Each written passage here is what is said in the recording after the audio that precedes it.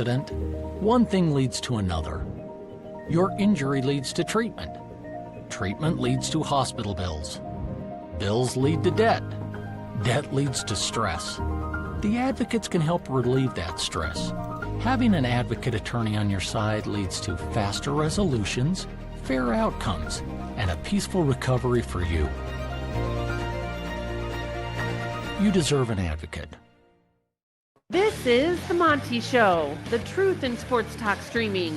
When you want unbiased opinions about your favorite team without the spin, all you have to do is find The Monty Show, streaming live and available 24 hours a day, 7 days a week on YouTube. And now, here's Monty. Hey, The Marty Show live on Thursday, October 9th, 2025. As always, we're presented by The Advocates at theadvocates.com. Every day I tell you on the show, clear, risk-free advice. You deserve that. When you've been in an accident, it's one of the worst days of your life. You got hurt at work. You don't know if you have a job. You don't know if you're going to be able to earn that money to keep your family fed and housed. Hand all that worry to the advocates. Let them fight the insurance companies. Let them fight the claims process. You worry about getting back to the best version of yourself, because the advocates have fought this fight. They've won this fight, and they're going to win for you. Right now at theadvocates.com, talk to an injury attorney 24/7, 365. And it won't cost you a dime, because you don't pay the advocates unless and until they win your case. Make sure you tell them you heard about it on The Monty Show. Happy Thursday, right here on The Monty Show. Let's do what we do never on this show and give some shout outs to the folks in the bleachers. Let's see who's oh, well, look at that. Oak State James, first one in today. Wow, bro. Dude, yes. Yes. Right? I mean, come on. Dana Marie James Smith, pastor and priest, we need a way to validate that you're a real person. No. Dana, a family appropriate photo. We need you to send multiple selfies to Jake. I'm done playing this game. Nothing inappropriate. Just get on Insta Snap Face, Dana Marie, and send Jake some selfies. His cock. From different days. Stop it. From different days, so that we can validate you actually are not James. Because I'm going to tell you now, I'm sick and tired. I'm sick and tired of running into people who are like, oh, hey, real quick question, Monty. I don't know if Dana Marie is actually real. But I will say I get that question more than I would like. Hey, Monty, good to see you in person. Love the show. Is Dana Marie real? I don't know. I have no idea. Dana, send Jake. Look, I'll even put his social handles on the screen for you right there. Family appropriate, please. Just DM Jake some selfies that show you're on different days. You know, let's validate whether you're real or not.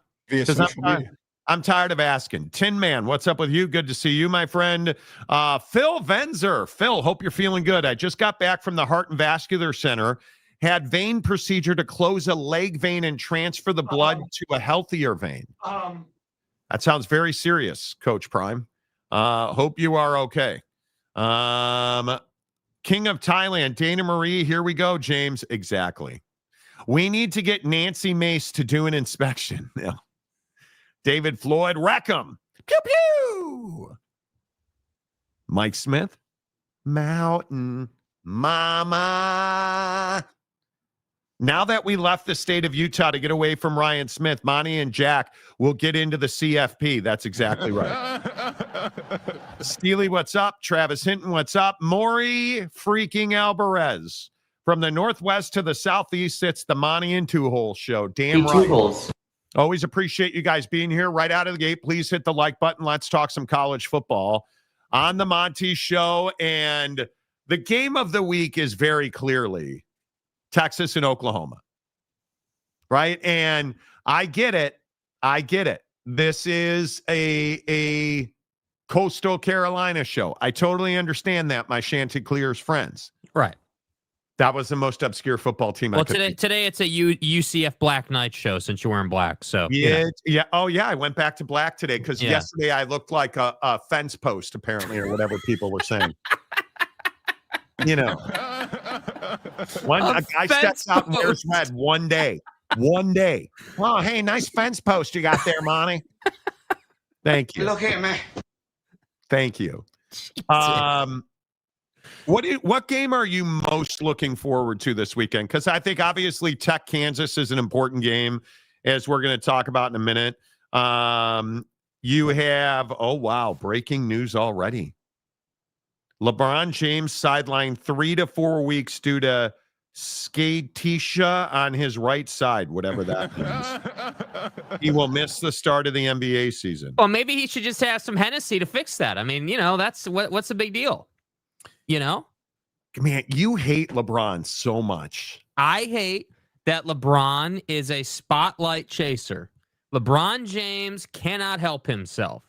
LeBron James, and excuse me, LeGM, LeBag, Le flag bearer, that guy. That guy. Yeah, he can't help himself. Seed spreader. Oh, yeah, the decision number 2 to do a commercial about Hennessy. Nice, dude. Why you could have told your teammates. See, this is what I don't understand. Right, breaking news: LeBron James is going to miss a month, likely the first 3 weeks of the NBA regular season. So I just want to know, why do you care? He's a businessman. I don't. If you want to get out there and promote yourself and propagate for Hennessy and what, I'm here for it, dude. He's 89 years old. How long is he going to be a billionaire? He'll be a billionaire a long time. I don't have any doubt. I think that, dude, this has nothing to do with him as a businessman. This is you leveraged, the first decision, which I'll remind everybody was a TV stunt that put your Cleveland Cavalier fan base on edge, only to tell them you were leaving town to go to Miami, only to come back. And so, as if that wasn't good enough, now we have to do, the decision 2, and we're gonna take advantage of the retirement narrative to push Hennessy forward. And the thing is like, it wasn't good enough for LeBron just to do the spot, right? Then we had to have JJ Redick calling us all idiots, and we had Rui Hachimura saying he knew nothing about it. And then Reeves is like, oh, yeah, I got a bunch of text messages and calls about, like, it was a whole thing, dude. Like, that's the problem, bro. Like, LeBron's do you care? Because it's obnoxious as hell, dude. You told me in a text message, bro. You sent me a link to the video, the teaser on it, and you said, dude, not retirement. No way. No way, dude. No way. No way LeBag was going out that way, dude. It from the drop, and you're still pissed off. Yeah, because it just goes so far. It's just so far. You couldn't just be like, hey, yeah, me and Hennessy, like, we're doing a partnership. Here's a tweet about it. No, we had to do a whole video production about it, bro. It's just excessive.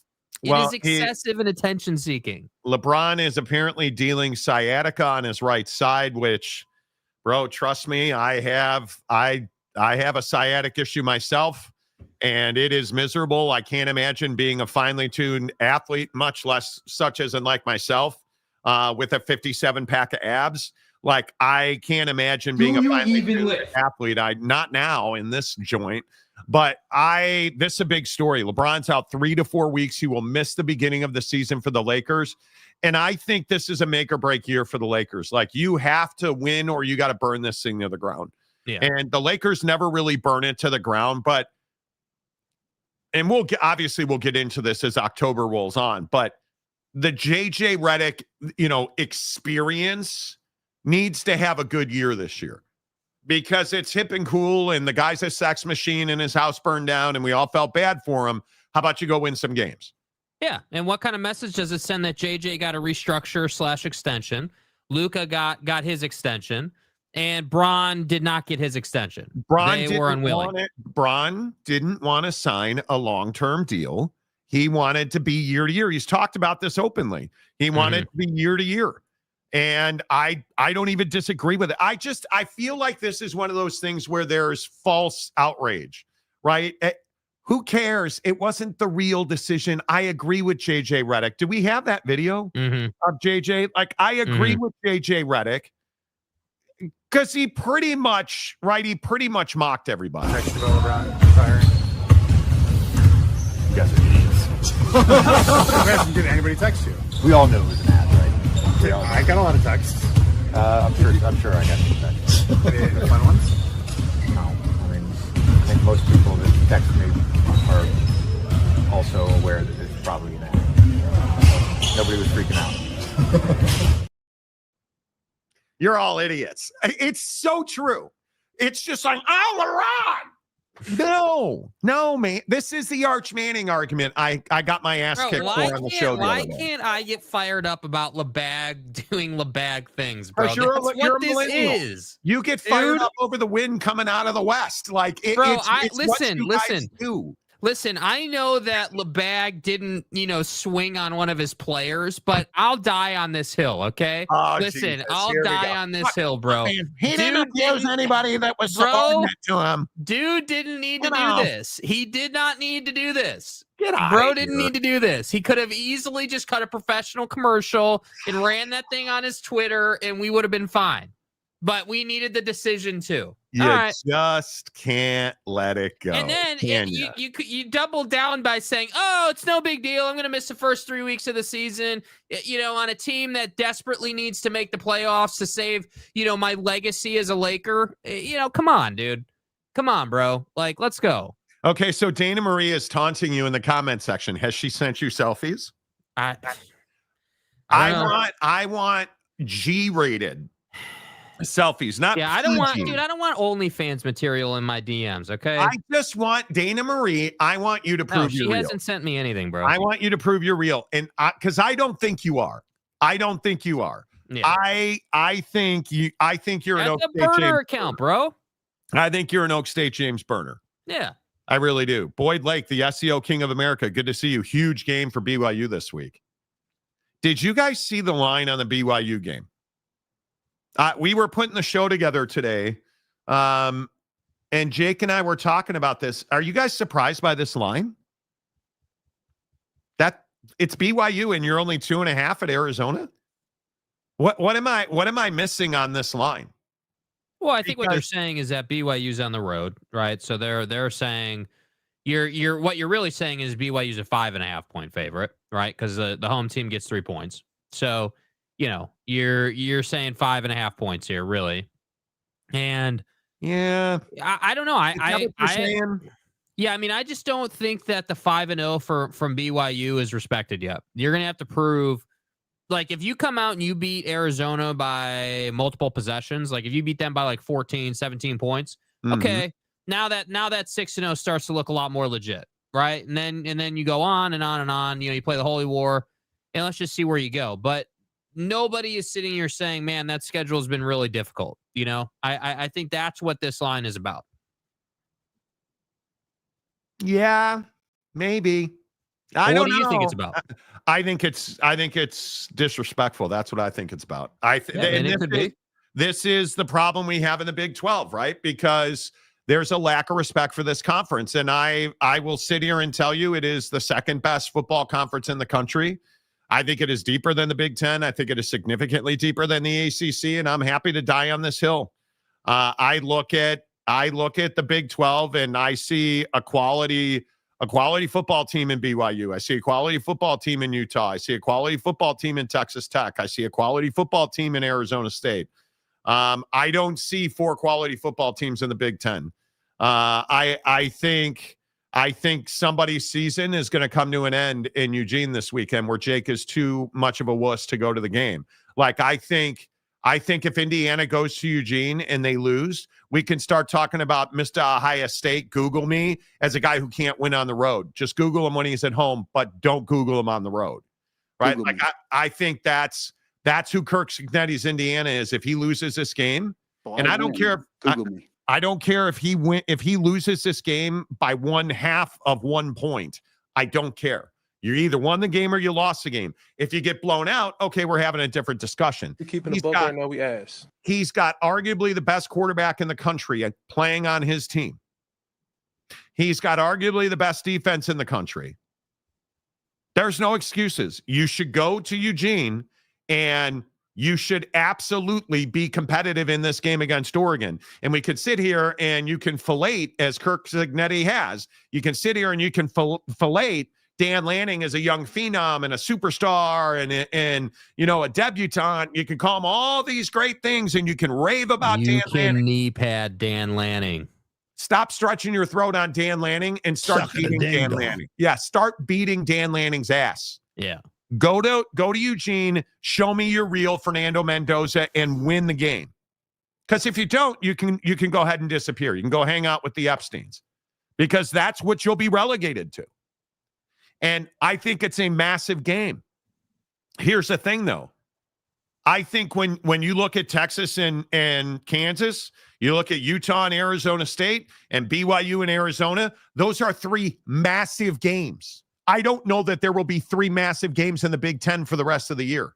There's three massive games in the Big 12 this week. So I think BYU's getting disrespected in Tucson. And I mean, what do you want it to be? A touchdown? Like 37.5? I want it to be 6.5. This should be a 6.5 point line. BYU's a touchdown better than the Fighting Fafitas. Yeah, I don't know. I mean, the defense is not in question, obviously. The question is, can you go on the road against a team that can actually beat you and perform? That's the question. Very valid question. And I do think they can. And I would expect Bear Bachmeire to continue to play well. You know, I mean, maybe the turnovers go up a little bit as you play better competition, but with that defense, I still expect I expect BYU to win this game. No question about it. If you're that guy, you should win this game. You know, you may have to score some more points. Arizona's capable, obviously, but you should win this game. And I think that, again, I think it's well documented that the disrespect for BYU will continue.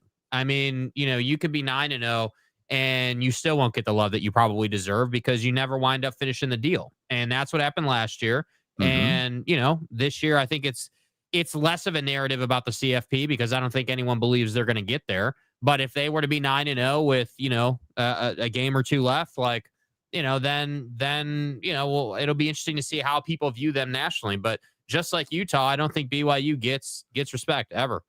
Well, I look at true freshman quarterback in college football right now, and there's a dearth of them. And I don't think there's any question it's who's the best freshman quarterback, CJ Carr or Julian Sand. I think you're picking apples to apples here. They're I think it's week to week, bro. Yeah, I think they're one of them is the best freshman quarterback. But is Bear Bachmeire not the third best freshman quarterback in the country? I think he's significantly better than a Sagapulatelli. I think, and a lot of that is the football team. There's no question about that. I think he's significantly better than a Bryce Underwood. I think he's significantly better than Brad Jackson at Texas State, who's really good. Drake Lindsay at Minnesota comes to mind. I think he's significantly better than those guys. Is he significantly better than Malik Washington? I actually think he is. I think Bear Bachmeire is the unknown quantity. And the thing that Bear hasn't done is played a very dangerous opponent. And he's going to do this because Arizona could beat BYU. There's no doubt. Now, Jack Kelly, we'll see what he looks like. He's very up in the air as whether or not he can play BYU's fine linebacker. He doesn't play. This defense is absolutely different. But my opinion is Bear Bachmeire is the real stuff. I do not put him with Julian Sand and his 80%. I think, isn't he completing 80 and 81%? I don't put him with CJ Carr's 86 QBR on the year, which is ridiculous for a true freshman. Bear Bachmeire can play the game of football. And I think this line, the biggest problem I have with this line is I think it should be 6.5. And that's on the road. That's in Tucson because all things being equal, BYU is a significantly better team than Arizona. Yeah, for sure. And I think there's obviously the factor of the boys in Vegas need to make money. So there's also that playing into it, of course. But, I don't know, man. I think, like, I agree that BYU is significantly better, but what the line should be is just such a complex thing because it's not obviously it's not just numbers based, it's sentiment based, and Yes. we're trying to get you to spend your money on this game and bet it. yeah, I mean, whether you're a college kid or not, and I think that, the Jack Kelly injury obviously plays into it, certainly. Certainly. But I think the main question isn't Jack Kelly. I think the main question is Bear Bachmeire and what he's going to look like against better competition. This is our first week where we get, real competition for him, like a team that could beat them, that has a chance to beat them. So I think that's all this is. I think if you go down to Tucson in bad weather, by the way, I don't know how many people have been following this. It's going to rain a ton in Tucson leading up to this game, which brutal. Which I think is also playing into this line. This is not going to be a desert game. This is going to be a heavy rain, bad weather type environment, according to the forecast. Which plays into Bear's hands because he's a phenomenal runner. Yeah. But yeah, I think there's no question that the weather's, that's a really good point. I mean, but I think it plays into Bear's skill set. Wouldn't you agree with that? Yeah, I mean, he's definitely a good bad weather quarterback for sure. Because he runs really well. He's mobile. And I think that's the thing with Bear and BYU's offense. I think he's matured significantly running the football. I think you put up 351 yards in a Big 12 conference game. I don't care if it's West Virginia or your mom. That's a pretty good accomplishment. Yeah. And I think when you start looking at, the thing that stands out is he's only thrown 7 touchdowns. That is, when you've thrown 7 and run for 5, do they trust you or do they not? Right? Because that stands out to me as a guy who on 115 attempts, he hasn't thrown the ball a lot. Like, if we're talking about on par and on scale, Bear Bachmeire hasn't thrown the ball as much as a CJ Carr or Julian Sain, and certainly not in the leverage type situations that Notre Dame and Ohio State have played in. So you do wonder, is this just a guy that is he that utility player that everybody says should be your starting third baseman instead of a utility infielder? He might be, but we're going to find out. Because I think when you look at Arizona, this clearly is the best incarnation post Jedd Fisch. Mm-hmm. I have no doubt about that. And I think when you look at the way, real quick, that I said Jedd Fisch's name, somebody today told me that Jedd Fisch is the #1 candidate at UCLA. You buy that? You sell that? What do you think of that? I buy that he'd be a good fit at UCLA. For sure. I mean, I don't think there's any question about that. He's got ties to the program. He's got ties to Los Angeles, the Rams. I mean, an experience on the West Coast. Would you leave UW for UCLA?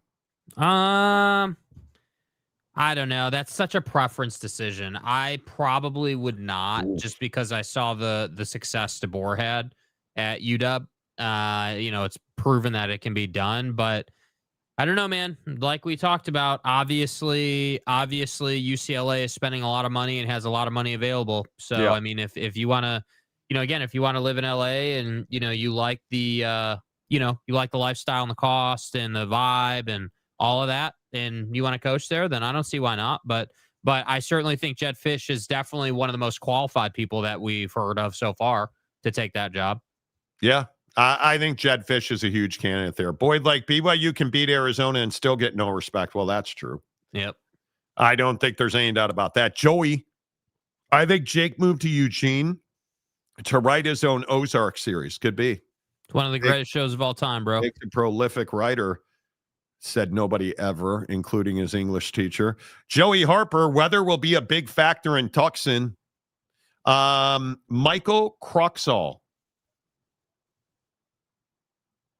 Michael, never heard of you. BYU could beat Utah and still not get national respect. They need to win at Iowa State and Texas Tech for national respect. Well, I mean, this being your first comment that I'm aware of, that's a hell of a good first comment, because I 100% agree. Hey, Tone, Utah, ASU could be ugly game with crazy weather. How do we leave Utah and the weather gets nar binks? right? Just looking at Salt Lake City weather. I don't know how anybody will survive. Yeah, Saturday is supposed to be a high of 68. Storms and thunderstorms with the possibility of lightning beginning in the afternoon. Yeah, that seems legit. Okay. And then you go to I just saw Salt Lake and I clicked on Salt Lake and it is New Mexico. Afghanistan. What you mean, man? Iraq. Well, funny. Saturday is going to be 76, clouds and sun, windy, a couple of showers, heavy thunderstorms with lightning and flash flooding beginning in the afternoon. So it's worse in Salt Lake City than it is in Salt Lake, New Mexico. Okay, I feel better about that. And then monsoonal moisture in Tucson. Okay. And I'll see you in Valhalla. Is this real life in Pinal County, boy? Wow. Saturday, 83% chance of rain, cooler. Afternoon thunderstorms, heavy thunderstorms into the evening, flash flooding likely. Okay. But this is the most important question because Dana Marie has asked this question about 10 minutes ago, and I want to make sure that we cover this. So this is her question here. This is what she would like to know. And as you being the investigatory person here, I want to know, what are we doing, an Amazon gift card if she proves she's real? Or what are we doing, a 3X Red Bill shirt, or what are we doing? If Dana Marie proves that she's real, I'll buy Big Daddy Magic absolutely nothing.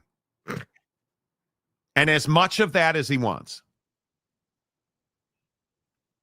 That's my I don't know. I have no idea. What do we want to do? We want to do? An FTR, there's no photos in my inbox right now. So that means focaccia with tamales and red sauce. Right. FTR. Right. Hey, look here, man. Yeah, I mean, sure, I'll do what denomination of $10. $10. You're not getting more than that. This ain't a lot to ask. Okay, I'll do a $10 Amazon gift card. Dana Marie, I'll do a $10 Amazon gift card if you send Jake not adult photos. We want fully clothed. We have to be able to put it on the program. Nothing crazy. We don't want OnlyFans. And listen, if you're in the shit box with James right now, you can include him in the photo to prove that you're real. I just said no OnlyFans. I want PG, and you go, well, listen, if you're new and you're dating partying with James. I mean, Diddy did get like 7 years, so someone's got to fill in, right? Can you just why, Jake? Why are you like this? Like, who beat you as a child? Yeah. Did somebody broomstick you when you were a kid? Like, why are you like this? Because it's illegal. Yeah, I mean, because it's fun. ACC Gumby, Big Dana Marie BDM. There you go. Oh. There you go. Okay, here's James saying he is in the shit box right now, dude. What? Second from the bottom. I'm headed home from Fort Worth. Why do we care? Like, what? Where do you come up with this random stuff? Hey, guys, I was thinking. Guys. I got orange flavored licorice from Buc-ee's, and I just want to know, does anybody want to share with me? Like, where do you come up with this random stuff? I'm on my way home from Fort Worth. Congratulations. Drive safe. Yeah, enjoy the toll road. Dude that abides. If Dana Marie is real, hey, playa, can she get a Bills long sleeve t-shirt? Are we going to do, if Dana Marie proves she's real, Jake, has she sent you pictures yet? No. Okay, I didn't want to get ahead of myself. If she proves she's real, should I buy Big Daddy? Because Big Daddy Magic got a little pissy with you. He did get very angry with me today. again, not that you guys care, but this is the life I live. Hello? You gonna? No. Hold on. Timothy? Nice privacy glass. God damn it. He's in the dark naked in this video. I hope people are happy. Timothy? For 859 days. That's an I've exaggeration. asked for 3 That's not factual. large Buffalo Bills long sleeve red logo t-shirt. And you said no. Well, November 9th at 12:01 p.m. is the deadline. I'm If hunting it's your ass not down. There's gonna be repercussions. And this is Reconcussions? not up for the negotiation or debate. The ball's in your corner, player. Let's see what you do. Wow. Bye. The lie detector test determined that was a lie. Well, listen, I apparently live at the pleasure of Big Daddy Magic.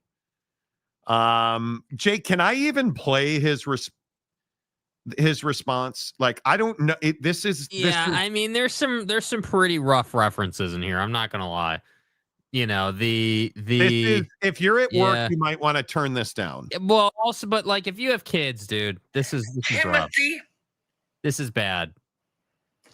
So I said to him, no, I'm not going to send you that, but I'll send you a Patrick Mahomes jersey. And I sent him a little boy crying gif. Here was his response. Hello? Why don't you finger bang my sisters and knock up Mamacita and slap my mom around and kick my cats? It'd be a lot less painful, a lot less disrespectful. Okay, bro, dude, brother, dude, the terminology F-bang is probably not a real good one to be using on the show. Do you guys see the life that I live? Gotta be fucking kidding me. This is my life. I've got Dana Marie trying to fake James. Okay, I've got Oak State James in the Japo shitbox stuck in traffic in the Metroplex, and I've got Dana Marie probably duct taped in his trunk trying to text for help, and I've distracted that effort by asking her to prove she's real. It just is what it is, right? BDM needs a timeout. Yes, Joey Harper. Holy moly, Monty. Yeah, I'm dead. I'm a dead man. I've got 30 days to find a 3X Buffalo Bills t-shirt, and I'm just saying good luck. And I'll see you in Valhalla. It is what it is. Send him a John Cena action figure. I think I will. He hates John Cena. And his name is John Cena. He hates John Cena. Yep. Hates him. Cannot stand him. Steely, Timothy, kick my cats. Dude. It's been fun doing this show. Timothy. Yeah, I mean, listen, I didn't realize this was our last show ever. I didn't realize that you had a merc on your tail now over a shirt. But it's been a good run. It's been a good, 13 years or whatever it's been now. And, we're in a good place. Fat and dead and dying as a Mormon anyway. Yeah. But the good news is these videos live in perpetuity. So, you guys should keep hitting the like button and doing all those things, Hoping to survive. So if we do, if we do survive, we're going to need you to hit the like button. So just go ahead and do that now. Yeah. Just get it done with. Oh, and then there's this MFer right here. Dude. John Cena is very mid. Why do you always have to be that guy? Kind of like Jared Goff. So, homie melted down on the show the other day because I said Jared Goff's not one of the 5 best quarterbacks in the NFL. Oh, boy. I said that. Oh, boy. What's the matter? No, we're just heading down this path. You know where this leads. I said Jared Goff, not an MVP candidate. You're stupid. Oh my. Goff derangement syndrome, Monty. 4 more years, boy. Okay. You do you. You do you. But I just want to point out I'm not the only football expert saying this. And the number 1 quarterback in the NFL this season through the first 5, the reigning MVP. Yep. The odds on. Wait. That can't be true. He was going to say Jared Goff, but there was a picture of Josh Allen there. And the number 1 quarterback in the NFL this season through the first 5, the reigning MVP. Yep. The odds-on favorite to be the MVP. Jared Goff. Oh, wait, no. But wait, Danny Dimes was on. Wait, And the number 1 quarterback in the NFL this season through the first 5, the reigning MVP. Yep. The odds-on favorite to be the MVP. Jared Goff. But Monty, that graphic can't be right because the guy that they traded Goff for is on the graphic. These guys that have Goff derangement syndrome, I don't understand it, because these are the same guys who agreed with me that the Lions aren't the best team in the NFL. Cocaine is a hell of a drug. I mean, I know I don't know the NFL, and I'm just stupid fat old Monty. Job. Yeah. Cocaine and hookers, dude. And hookers who use cocaine. Passes the fuck out. Hookers who use cocaine know that Jared Goff's not the best quarterback in the NFL. I mean, I can only do so much. I try to help. Yeah. I mean, I just don't know how this is possible. I mean, Eric, dude, are you going to go into mourning over this? I mean, this is a really sad and tough day, dude. I mean, the fact that he's not there is crazy. So you're saying that Mike McCarthy, whose head is fatter than mine, and Pat McAfee, all 3 of us say that Jared Goff's not one of the 5 best quarterbacks in the NFL. Boy, this is crazy. This Goff derangement syndrome. Well, it must be the Democrats. That's what it is. I mean, it has to be. Listen, was the MVP voting last year rigged? And did they steal the MVP election from Jared Goff? I feel like that had to. Well, you know how they did that, though, Monty? Dominion Voting Systems was the one handling the ballots for the MVP. That must have been it. That. Allegedly, Dominion, we're kidding. It's a joke. It's a joke. That was tongue in cheek. That's a joke. Election joke. Goff derangement syndrome. Okay. Yeah. But I do understand that Jared Goff uses MyPillow, so I don't want to conflate anything. But the point is, Dominion Voting Systems, amazing. So I said, yeah. I just don't understand it. I mean, Oh, I know what this is. This graphic is incorrect because of the government shutdown. That's what it is, dude. Monty. I'm glad we could come to this agreement. I think it's so amazing that every time Eric comes out and pronounces that the Detroit Tigers are the best team in baseball, they immediately collapse. Suckmyass.com. I think it's amazing that he is turning into Oak State James Light when he says, "Oh, Jared Goff, he's the best quarterback anybody's ever seen in the history of the world." I say he's not. Fathead says he's not. McAfee says he's not. Oh, the Lions are the best team in the NFL, Monty. You're stupid. I'm not the only one saying that anymore. Well, they're all stupid too. 4 more years. Okay. Look, you do you, man. Anyway, good to see Eric sometimes, but not usually.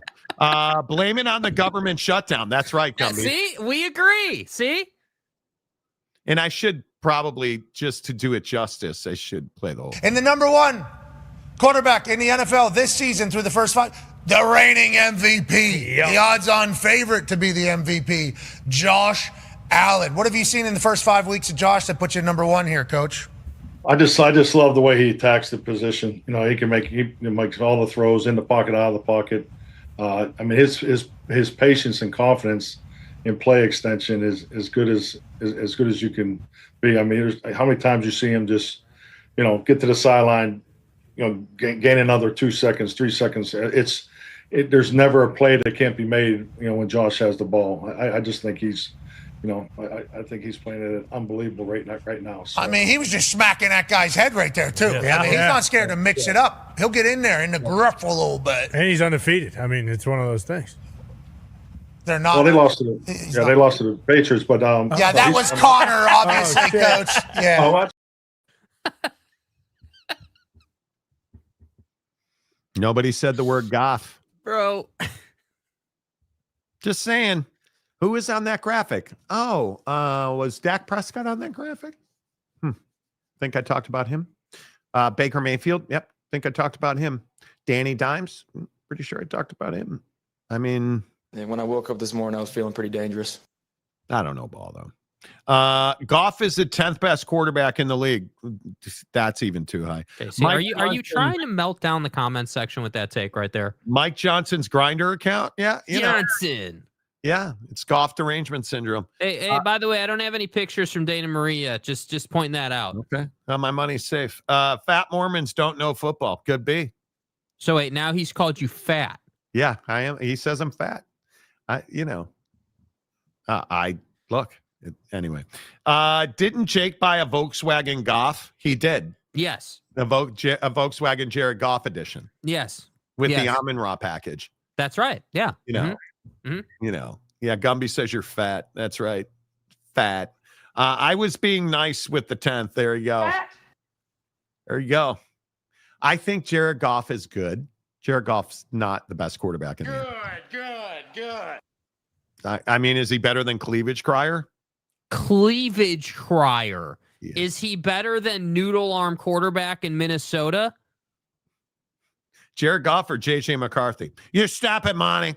Monty, you just stop it. JJ's the next MVP. Don't you know it? Yeah, guy can't get back on the field because Carson Wentz. Jared Goff equals Trent Dilfer. Let's not get carried away. Jared Goff is a very good quarterback. He's a top 8 quarterback, probably. But he's not the best quarterback in the NFL. Like the wrestling game, half crying, Dana Marie's still real to me, damn it. Exactly right. Exactly right. Don't ask John Stossel, but some old heads will get that joke. You don't always have to be negative. You don't always have to be negative. People will read your positive shit. Yeah, like Aaron Wilson, who gifts one Monty Show membership. Dude. What? I'm trying to remember the last time Eric actually said something positive. Never. Because I can't remember, dude.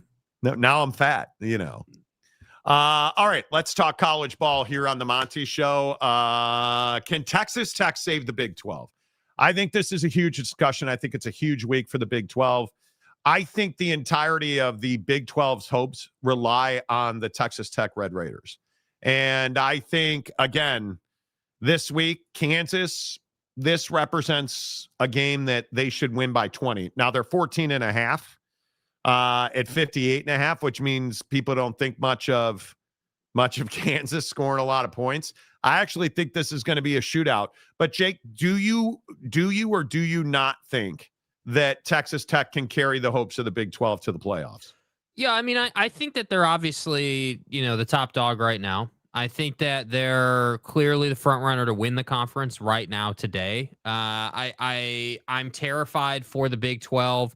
If Tech runs into hurdles with the injury bug or loses games they shouldn't lose, I'm terrified because I don't really care about the conference winner getting in, right? Every conference is going to send at least one team, as we all know. What I'm terrified for is if Tech doesn't win this conference, bro, like I don't know, like that basically guarantees you're just getting one team in. I mean, like your perfect world scenario would be Tech losing in the Big 12 championship game and then they get in and the champion gets in.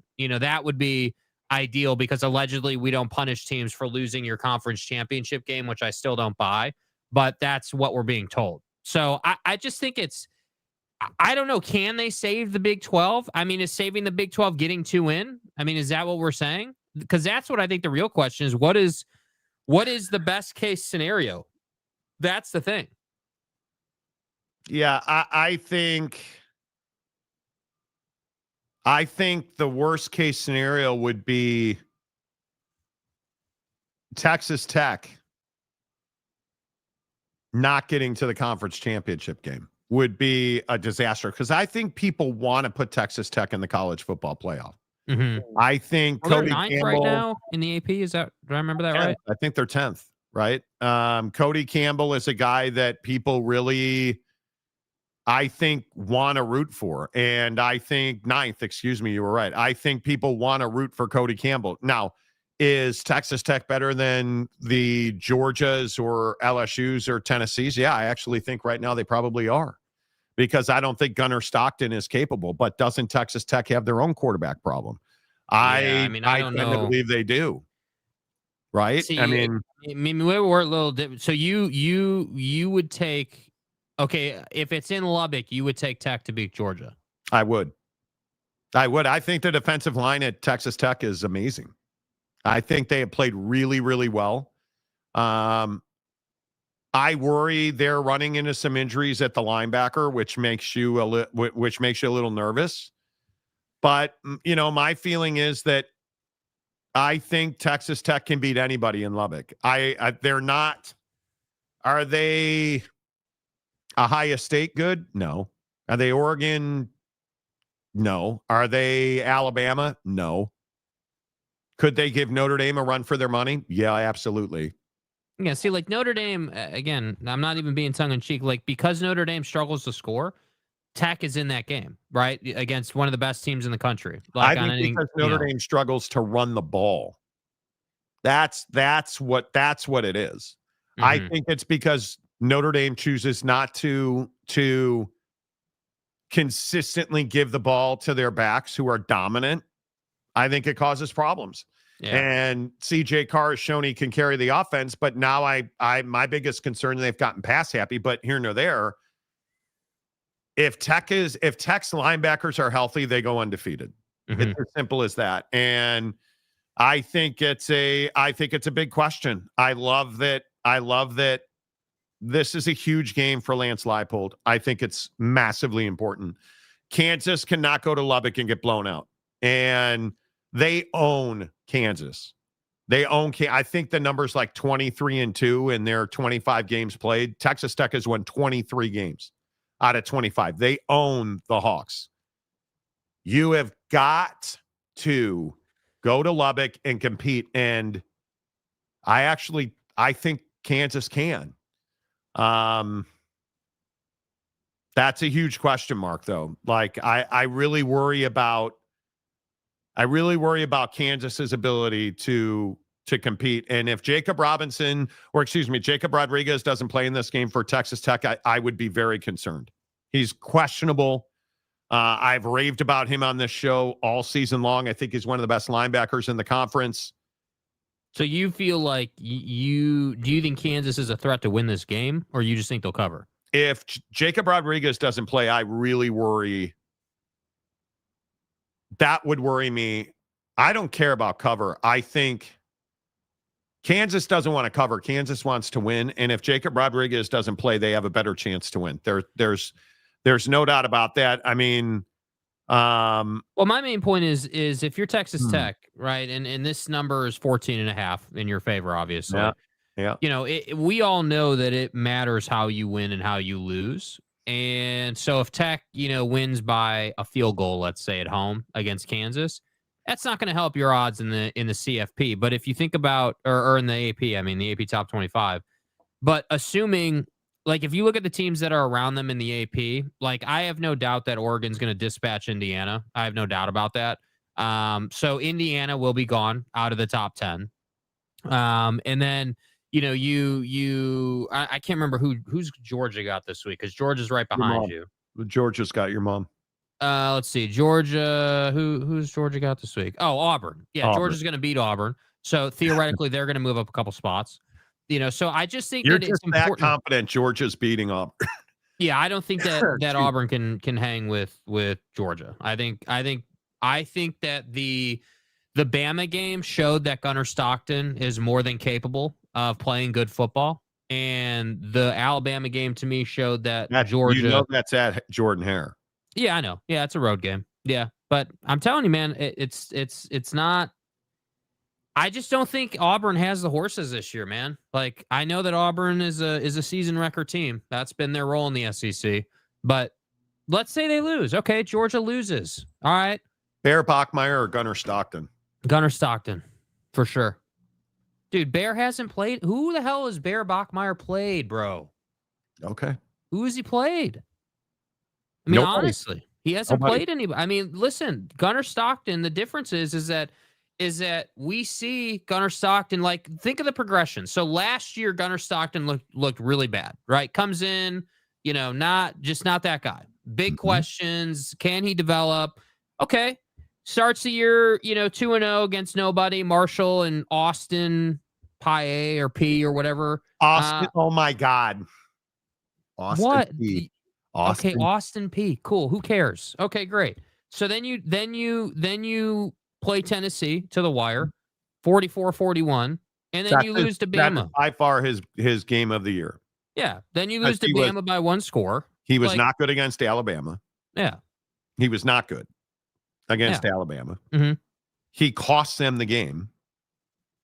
And he was not, I'm not going to say he was bad against Kentucky. He wasn't scintillating. And again, this is a guy who's only thrown the ball 132 times, and he's got 6 touchdowns and 1 pick. And he's a much better runner than he is a thrower. I don't know. I don't love Gunnar Stockton. But isn't that the same description of Bear Bachmeire? Well, the obvious difference is Bear's a true freshman and Gunnar Stockton's an upperclassman. Yeah. I mean, he's a junior and he's not young. But it's his first season playing. I have real questions about Gunnar Stockton. The hairline, certainly. His ability to throw the football in big games, dude. I'm not that guy. I do not buy into what Gunnar Stockton's doing. I don't love him at all. Well, my main point is that Texas Tech needs to beat the brakes off of Kansas, and I don't think they're going to do that. Beat the brakes off of Kansas. Yeah, but at the same time, if you don't do that, if you win by, one possession, a touchdown, I don't know. I have concerns. I mean, you're going to get help with Indiana losing. If Georgia loses, that's also helpful. It is. So, oh God. All right. I got a DM from Oak State James just now. Oh, just now. What are we doing? If it's a picture of a girl with duct tape around her wrists in the trunk, I don't want to know. Dude sent me a picture of a crashed mobile home on the side of the road. Why? James, why? I will never understand. He's saying that's what's taking him so long to get home, is that there's a traffic backup because of the crashed mobile home. Okay. Just okay, bro. Make sure you leave the show on. We need the watch time. Yeah, we need the watch time, bro. So thanks. I will. It never ceases to amaze me. I get weird DMs all the time. I get people who send me pictures of their, like this guy, Kevin, who I've never heard of, not one time, had no idea that Kevin in Orange County, California, shout out, or I think he's in Rancho Santa Margarita. Hello. Sent me a picture of his daughter holding his iPad watching the show. I really appreciate that. I get people who send me DMs of liquid death in their grocery store. I really appreciate that. Hey, wait, how's the water filter thing going? Did you get it yet? Yeah, it's sitting over there in a box because I'm moving tonight. So I'm not. All right, fair enough. Yeah, fair enough. I have not even. I am. Wait, anyway. So you get into the new place tonight? Or is it tomorrow? Well, tomorrow I can take, but I'm going to continue to destroy my $100,000 BMW by using it as a moving truck. So it has these beautiful bucket seats. Never mind. The point is, I'm going to load up all the superfluous stuff that I don't need. Yeah. And it's going to go over tomorrow. I get my keys tomorrow afternoon. Start moving the stuff. Like, I'm ready to. Nice, dude. I am ready. But anyway, the point is, I get all kind of weird stuff from people in DMs. And I got a DM of somebody sending me a picture of my car in a parking lot at Chipotle. Why don't you just come in and say hello, man? Like, I'll never understand the DMs. They're not trying to bother you, bro. That's all. I'll never understand the DMs that Oak State James sends. Doing stupid little gang signs for TCU. You know, okay. You know, take Manjaro. Farts are nonstop day or night. I'm on Zepbound, which is sort of like Manjaro. I don't have that at all. Is the Big 12 worth saving? Yes. What do you mean? Is it worth saving? I think the SEC is by far the best conference in the country. I don't even think it's close, football-wise. I think it's the best conference in the country.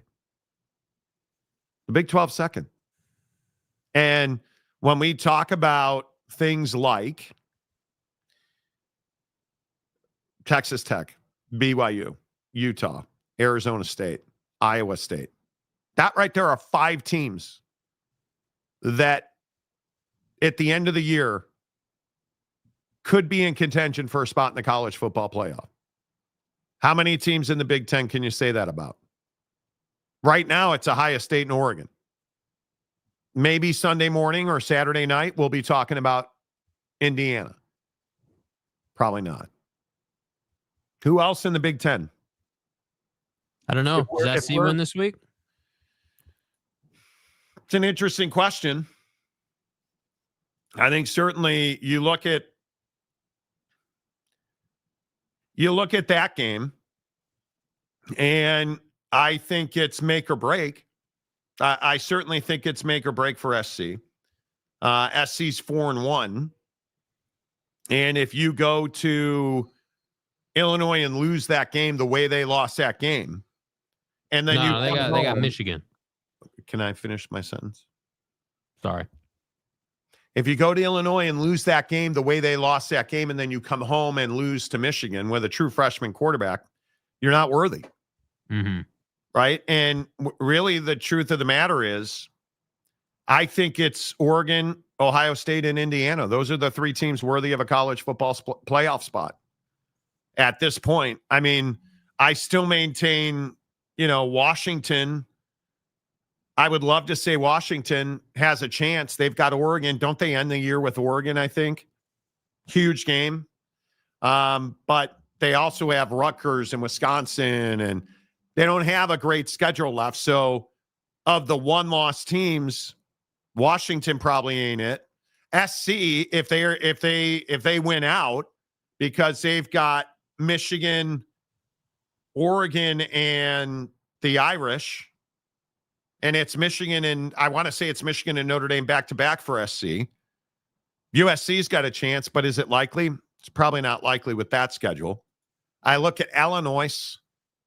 Illinois lost the only game that mattered to them so far, and that would be Indiana. Now they've got Ohio State this weekend in Champaign. Your season's on the line. You lose to Ohio State, you might as well just not play the other 5 games. And as far as Michigan goes, I think Michigan's got every chance because they've got Ohio State left at the end of the year. But they play SC, Washington, Michigan State, Purdue, Northwestern, Maryland, Ohio State.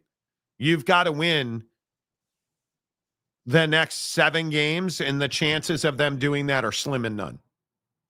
And I just think Sharon Moore is a shitty coach. I think he is a real problem for that football team. Mm-hmm. So I don't know. I mean, I think that RV on the side of the road has a better chance than Penn State's got. The Epsteins aren't going to the college football playoff. Epsteins aren't going. Indiana's not going. It's Indiana has a legitimate shot. Indiana right now, they beat a number 9 Illinois team. It's a legitimate win. You got to go on the road and win. Michigan's got to go to SC. Indiana's got to go to Oregon. Got to win that game. Indiana's got to go to Epstein Island. Got to win that game. Right? I mean, if you're Oregon, with all due respect, your entire season is on the line against Indiana. Because after that, you are significantly better than Rutgers, Wisconsin, Iowa, Minnesota, USC, and Washington. And I actually really think this is one of those years where Washington is legitimately good because Damon Williams is legitimately good. And I look at the way Damon's played, and I look at the way Jed Fish has turned him into, I think he's a legitimately good quarterback. And you look at the numbers he's put up. I mean, the guy is completing 73% of his passes, only 131 attempts. So it's not like he's one of the 150, 160 guys. But 8 touchdowns. He's got 2 more running, 61 rushes. He's got 61 carries on the year. It's a legitimate dual threat. Washington's got a quarterback, right? So I think when you look at all of these teams, the head coach is going to determine it. And this is the conundrum with a Curt Cignetti. Do we believe that Curt Cignetti's a guy that gets his team ready to play every single week and can go to any venue on the road and win? Not yet. Ask me Sunday morning. Because if he wins at Oregon, then now we got a conversation ahead of us. I would be shocked, honestly. I would be absolutely shocked. They got some mean mofos on that defense. And when you look at Indiana, Oregon, somebody's going to get their balls beaten in this game. And it is one of those games where we figure out who wants to play football. This game's going to hurt. Sunday morning, you're not going to want to get out of bed. You think LeBron's sciatic hurts. Dante Moore is going to feel some pain. Fernando Mendoza is going to feel some pain. Who's a better quarterback, Fernando Mendoza or Dante Moore? Because I think that is a hotly contested conversation at this moment. And I know most people are like, oh, here comes fat Mormon guy, doesn't know shit about football. I'm telling you, Fernando Mendoza might be the best quarterback in the country. I know it's wild, crazy stuff. He might be the best quarterback in the country. Better than Ty Simpson, better than Dante Moore. Because I think there's only, again, I know Jared Goff is in the NFL, but there's only a handful of quarterbacks in college football you could say is the best quarterback in the country. Mm-hmm. Ty Simpson, Dante Moore, or Fernando Mendoza. Because who else is even in the conversation? Yeah, nobody right now. That's it. That's the entirety of it. And I am telling you, we're going to win a Heisman Trophy on Saturday. Are we Oregon or are we Indiana? Because one of them is going to win the Heisman Trophy. And my guess is it's Dante Moore, because I think that is a dude that just loves the spotlight. Loves it. Dan Lanning has turned him into a baller. And this is the game that I think will define Dan Lanning. Because if you can beat Penn State and you can beat Indiana back-to-back like this, you might be the best coach going. Right. Because this is what you get when you're the Pac-12, you melt down and you wind up in the Big Ten. You go to Penn State and then you come home for Indiana. You know how difficult that is? So my feeling is that we're going to find out real quick. Have you seen a single snap of Fernando Mendoza? Yeah, I mean, I think I agree. He's in the conversation to be one of the best quarterbacks in the country. Yes, I have seen the best quarterback in the country. Yeah, I think that's reserved for people who play top 10 competition regularly. And he's not doing that until now. And it's all cool that we want to call Illinois, the 9th ranked team at that time, some great win. But with all due respect, Illinois is not stacking up against the best teams in the country. I think we can all agree on that. They've been a nice story, but I would not have them in my best teams pool at any point this year. So then I go to, okay, well, if you look at who Indiana has played, Oregon will be by far their best opponent so far this year. Not even close, right? Like Oregon is way better than Iowa, way better than Illinois, and you've got nothing before that. So I think it's easy to be like, hey, Fernando Mendoza's looked really good. He has, but he's looked really good. against those teams. And it's easy to say, okay, well, it's a lot to ask to go east than to come home and play this game. But what I would say, absolutely right. What I would say, my opinion is that while yes, some of those things are challenges, that's your life in the Big Ten. And so a good team. And you signed up for that. You signed up for that. Absolutely. 100%. You signed up for it. You're getting the TV money. You don't get to have it both ways. So you get to get your ass on a big boy plane and fly to the East Coast and fly back. That's part of it. And I think that, you're right. It's going to be a physical game, but that's what they said about Penn State, dude. Everyone said that Penn State was going to kick the hell out of Oregon, and Oregon wasn't going to be able to handle it, and Oregon was outclassed physically. Certainly. And I just think that when it comes down to it, it's not that Oregon's more talented than you. It's not that they're just wildly better than you are, because that wasn't the case against Penn State. They weren't wildly better than Penn State. I would agree. They won that game because they had more heart, because they made plays when they needed to, and because most of all, they were prepared for the environment. But here's the thing, and when I look at the numbers on this game, there's one thing that massively favors Indiana. Oregon doesn't rush the passer at all. Like they don't have a pass rusher. They don't have.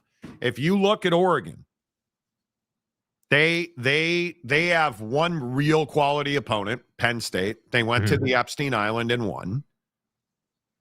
But I also look at this idea that, okay, well, Oregon hasn't played anybody. And what did you just say about Indiana? Indiana hasn't really played anybody. And they really haven't played anybody, right? But my question is, after UCLA, was Oregon the team that exposed Penn State, or did they just destroy Penn State to the point where they couldn't go to LA and win? Well, I mean, I think if you listen to James Franklin, he said they didn't respond well to that loss, and I'm inclined to think that there was a ton of pressure on Penn State as it was their whiteout game and, their first legit game of the season. So, I mean, it could be a little bit of both, but I think that, what we can say, like on the pass rush front, that's a great point. But I would also bring up the fact that Oregon hasn't had a need to pass rush yet, right? I mean, you look at what they tried to do against Penn State and look at when they got burned, right? They got burned over the top late in the game when they did try to send some pressure, right? And they didn't get home. And you leave Fernando Mendoza untouched. Well, that's my point though, is that he's a guy that you need to send pressure to, right? Like he would be. Fernando Mendoza is better than Drew Aller. Like, I don't care what anyone's got to say. He is more capable, better thrower, better instinctually, in my opinion. Like, I just think you're talking about Japo shitbox James's Civic versus Ferrari. Yeah. Fernando, yeah. I am telling you. Bro. Is it every day on this show? This is the, yeah, I mean, come on, dude. It is what it is. Yeah. Fernando Mendoza just rolled up. Like I said, I mean, this is our last show. We're retiring after this. So Monty's left the set. And there's like a whole armada of fire trucks. I'm like, what the fuck? And the building's burning down. And yeah. Like, for instance. Dude. They're literally running a hook and ladder up to the top of a parking garage across the street. And there's like one of those paramedic fire trucks. And do you think they only do this because they know the Marty show's on the air? Yeah, I think they're streaming it on their phone, and they heard you trying to knee pad Fernando Mendoza, and they turned on the sirens. Or That's what are happened. they looking for an RV that overturned on the side of the road in the metro? Yeah. By the way, update. I don't have any DMs from Dana Marie, so I'm inclined to think that it is actually a burner, and it is what it is. Yeah, I think Dana Marie's a burner account. I think we have established that. No, my building's not burning down. And stop texting me during the show. Oh my God, Monty, is your house burning down? Are you okay? Do you need us to send aid?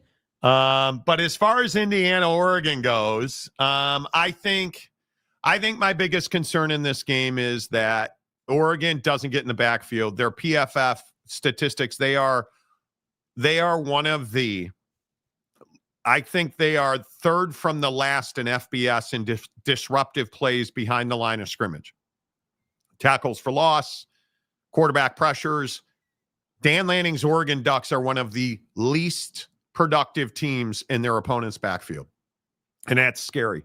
Against Fernando Mendoza, who is one of the most accurate passers in college football. And I am telling you, we're going to find out. I think he might be the best quarterback in college football. And I think it's up for debate. Dante Moore has been really good and really dynamic, frankly.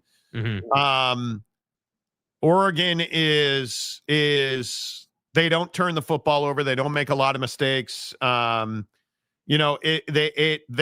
think they have one turnover in the Northwestern game. They don't commit penalties. They don't give up field position.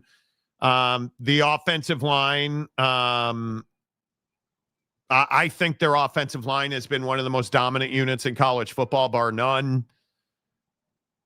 I think Oregon's going to win this game, but I think it is one of those games where if I had to guess, Oregon is going to go to Eugene and Wilt. And I think it's going to be awfully difficult to get into a firefight with the Ducks at home. Mm-hmm. And I think that's what will inevitably happen. Do you think Oregon wins? I think Oregon wins. And I think it could be 10 points on a late score. Yeah, I think the whole conversation around pass rush and like where they rank in FBS, part of me wonders, okay, well, is that because they don't have guys to rush? Because to your point, they don't have some premier pass rusher, right? Or is it more like it's half that they don't have a guy who pass rushes and half that they haven't necessarily needed to send pressure yet. They've played back. They've played a different scheme that, has worked for them. And that's what I'm really interested to see. I don't think so. It doesn't feel like that. I like Tosh Lapoy, and I think their defense is effective at doing what they do. I don't think they have the horse up front. Because if you did, you would have deployed it. You went to the knuckle deep boys and you didn't get a pass rush. The Star are good against the run, though, right? I mean, really good against the run at the line. So yeah. I am just trying to figure. I am trying to when I look at Oregon and I look at the way that they play football. I just don't see a dominant. I don't see a dominant pass defense up front. And I don't know how you fix that week to week because I don't think you do. That's my opinion. You can look up and down their statistics, and I PFF like they're not.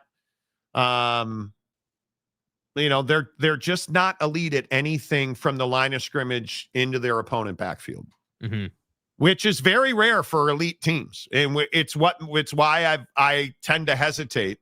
When we talk about Oregon's long-term scope of like winning a national championship, I don't see that in this team because you've got to pressure the quarterback to do that.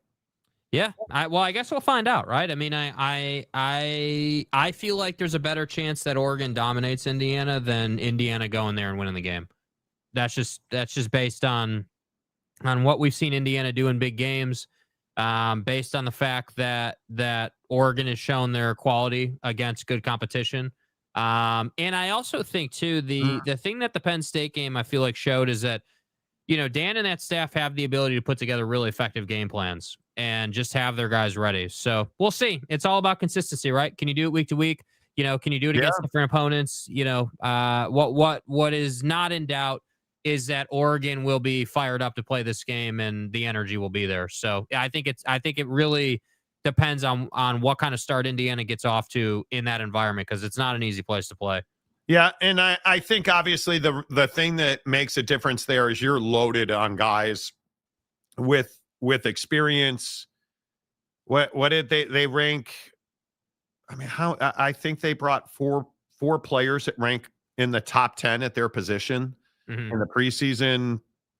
I mean, they bring back a lot of key contribute, like they're experienced, right? And you add guys like, Taven Jackson from UCF, you add guys like Jameer Johnson, Donovan McCauley, like you're adding guys from other programs who have experience. So they're really good. And again, I think Fernando Mendoza, I'll give him credit in that he's taken much better care of the football than he has historically. Is that going to be enough? He hasn't been sacked much this year, which had been a real Achilles for him. And Oregon's not going to get to the quarterback. I think it's going to be a really close game. Yeah. I think it is going to be a really close game, and I am not at all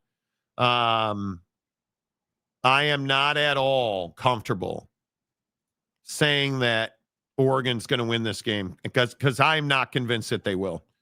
I think if the season ended today, they'd be one of the four teams with a first round bye. I think right up to that point, they're really good. But I look at Indiana and man alive, I think Indiana's very good, very, very good. And I don't think this gets into the 30s, but I could see a 28-24, 28-27. I mean, if Fernando Mendoza can, if he can run his ass off, but they're really good. They're really good against the run. Like, this is going to be the quarterbacks who are going to have to win this game. Yeah. So that's where I would go with it. I think this is going to be a fun game. I'm going to stick with Oregon. I'm going to stick with Oregon, and my probable score is going to be 28-27. I'm going to take Oregon. Okay. Yeah, I'm going to go 24-14 Oregon. 10-point win. Defense shows out. 1 turnover for Mendoza throwing the football late. So you think he turns the ball over? Once. Yeah, late, trying to come back into the game. Boy, if he turns the football over, look out. And I would just remind you, this team's pass rush, Indiana's pass rush, is currently 11th in the country. And we'll see. Against who, though? Yeah. I'm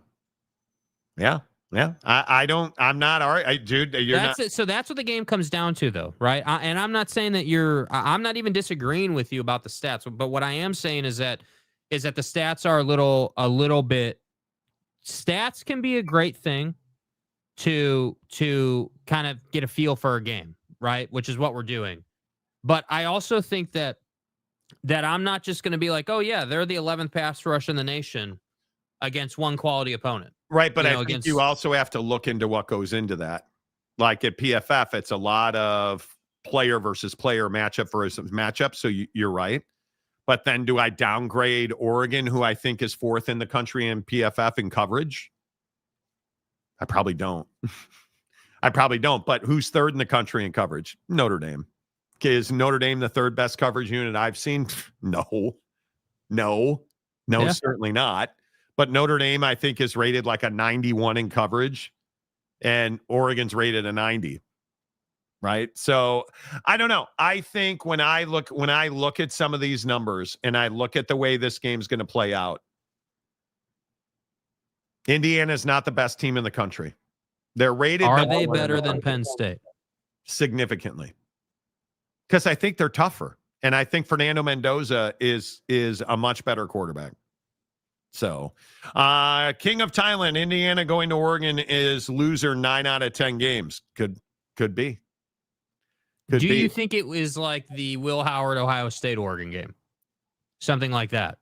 Where you've got late game antics and, Ad Autzen. You're talking about Ad Autzen? Yeah, the one Ad Autzen. They lost? Yeah. Mm-hmm. Boy, that absolutely could be. You might be very right about that. And And if you are right about that, I think you're looking at a situation where, I feel like that could be something spectacular, dude. Like that could be, if it's that types of situation, if it's that types of game, this is a 38-34 game for Oregon.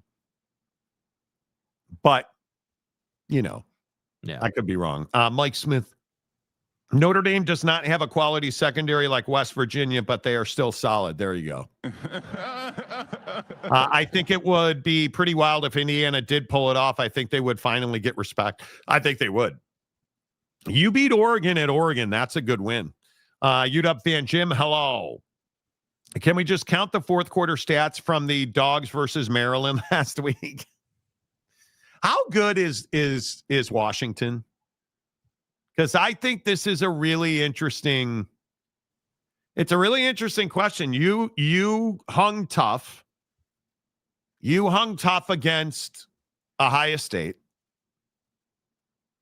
You dominated Colorado State, UC Davis, and Washington State. And boy, it was a little too close for comfort against Maryland. But I don't have a real handle how good Washington is, which is why I wonder if Jed Fish takes the UCLA job, which I think will be offered to him. Yeah, I mean, you've got Rutgers at Michigan, Illinois at Wisconsin, Purdue at UCLA, and then Oregon to end the season. So you should be a one-loss team going to the Oregon game, which is in Seattle. I'd remind you. I mean, here's the thing. I don't trust Washington enough to say that they will go to the Big House and win just unequivocally. They should, but will they? I don't know. I think nobody goes to the Big House. Well, I mean, Texas did, and Oregon did. Yeah, good point. But like the Ohio State game, so like, I don't know that I agree they hung tough. I think that they played a good first half, and then Ohio State decided to start playing. Because that offense is potent. Yeah. Right. But the problem is they couldn't move the ball against Ohio State. Like I think they only had like 230. So, yeah. You're not. I would say they're solid. I don't know that we can call them a good team, but they're solid. They're solid. I would agree with that. I don't, London Calling movie is so, but it was cool seeing Louis Litt guy. He does a good a-hole character. Yes, he does. Boomer Sooner, Indiana for the upset? Nah, I don't think so. Hey, Boomer Sooner. Did you see what Pete Thamel just tweeted about your boy? In line to try to play? Okay. So you're saying it's not as healed as everyone wanted to make it out to be? This is a mistake. I'm really worried about this. I am really, because this, hey boy, you may know this, you might not. This is a big game. What? And the quarterbacks are the story of this game as well. John Mattayer, Pete the Mole, Oklahoma quarterback John Mattayer. You're never going to say his name differently. John Mattayer. Hey, boy. John Mattayer is in line to attempt to play against Texas on Saturday. Hey, what does Pete, that mean? Hey, Pete, just really quick, bro. Can we not get Buddy in an OU uniform instead of a Washington State uniform? Any chance you could update that, please? And I know that tweaks people's nips. It should. He's not there anymore. Like, what are we doing? Those dudes hate that. He injured right hand will be monitored, and there's no certainty he will be able to go. He's listed as questionable. So you're saying he's going to play. You're saying he's going to play, or but he's going to have a glove on. Are they making an excuse, or is he going to play?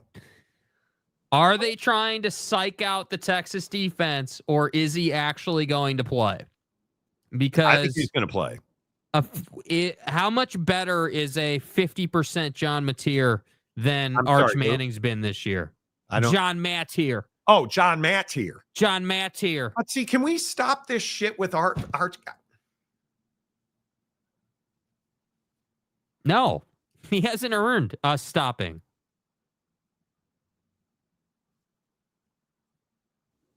Say you're sorry. No, I'm not. Your boy needs to play well in this game.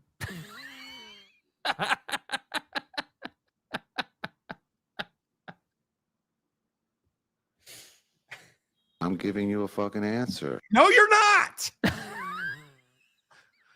I am telling you now. Yes. Shut up. I am telling you now. I am telling you now. It's not Arch Manning. I have no life right now. I am stuck in a rental apartment, corporate housing. I've watched a lot of Texas tape this week. Yeah, that's stupid. It's not Arch Manning. And you're stupid. It's not Arch Manning. I am telling you now. It is. I think I am as convinced as I have ever been. It's hard for me to even say this out loud. Texas's offense is not talented. It's not talented. And I know that is probably shocking for some people.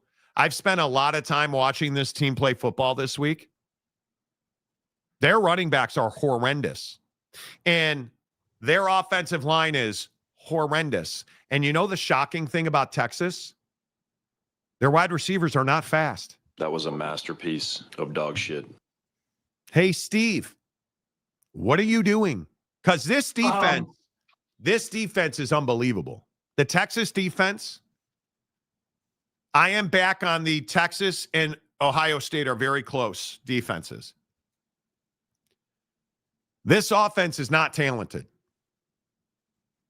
And I look at Arch Manning, and I am telling you, Arch Manning is not the issue. He has been significantly better the last 3 weeks. And he is not why they lost to Florida.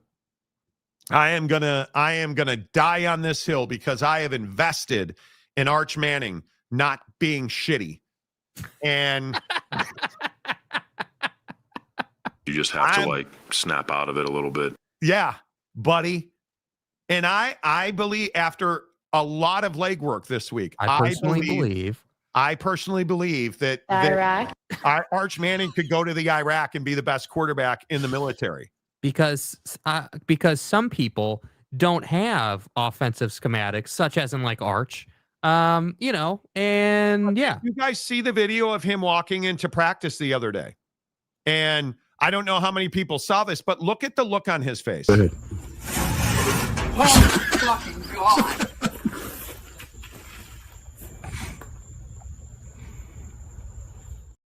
Look at the look on his face.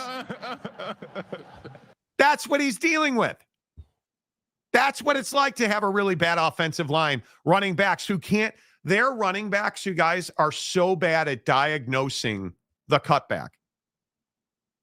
They're really bad. You watch. What are hallmarks of bad running backs? Constantly bouncing it outside. What are terrible at block, terrible at pass pro. What do their running backs try to do? Oh, I'm going to try and run it. I'm going to try and run it right where the slot receiver lives. Can't do that because the play is not designed. And how many times this year have I said this? And I feel like I'm just being redundant. I promise you I am not. Yes, how many times has Arch Manning in the last 3 weeks run a playoff script? I think it's one time. How many times has the running back hit the hole that it was designed to go through? Now, I don't know that it might be 5 times in 3 weeks. Because looking back at the play action against Florida, you know what's shocking? The Florida linebackers, I couldn't find a single play action pass where the Florida linebackers bit on the running back. And I looked right for it. I can't find a single play action formation, a play action schematic where Arch faked the handoff and the linebacker sucked up, where Arch faked the handoff and the linebacker on the weak side tried to step into the B gap, which happens a lot in college football. That did not happen one single time. You know what happened repeatedly? The right guard and the center got beat in the A gap. repeatedly by Florida's defensive tackle. Repeatedly. The running back missed the chip block repeatedly. On that highlight where Arch makes a terrible throw that bounces into the running back that everybody was picking on him for, you understand the running back whiffed on the chip block and Arch got popped. And that's why the throw was bad. But nobody talks about that. They talk about how Arch can't throw the ball. I am telling you, Arch Manning is still the same guy we all said he was in July. And I actually think he hasn't played that bad. He has not played that bad, and he was not even a top 5 reason they lost to Florida. They're not talented. Their skill positions are really not talented, and Steve Sarkisian is having to call plays to try and handicap that, and it ain't working.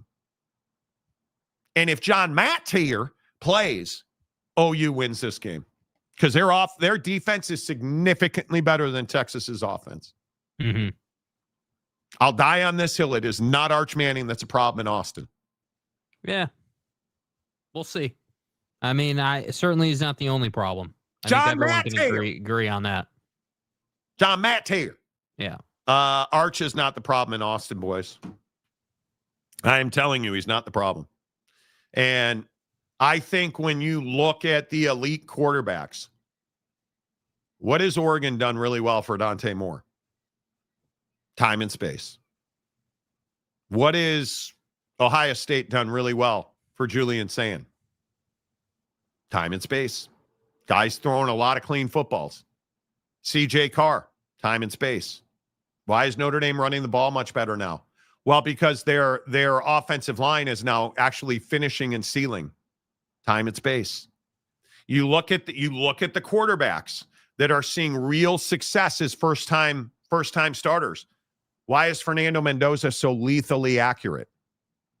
Because he's not getting touched. Why is Arch Manning struggling so mightily?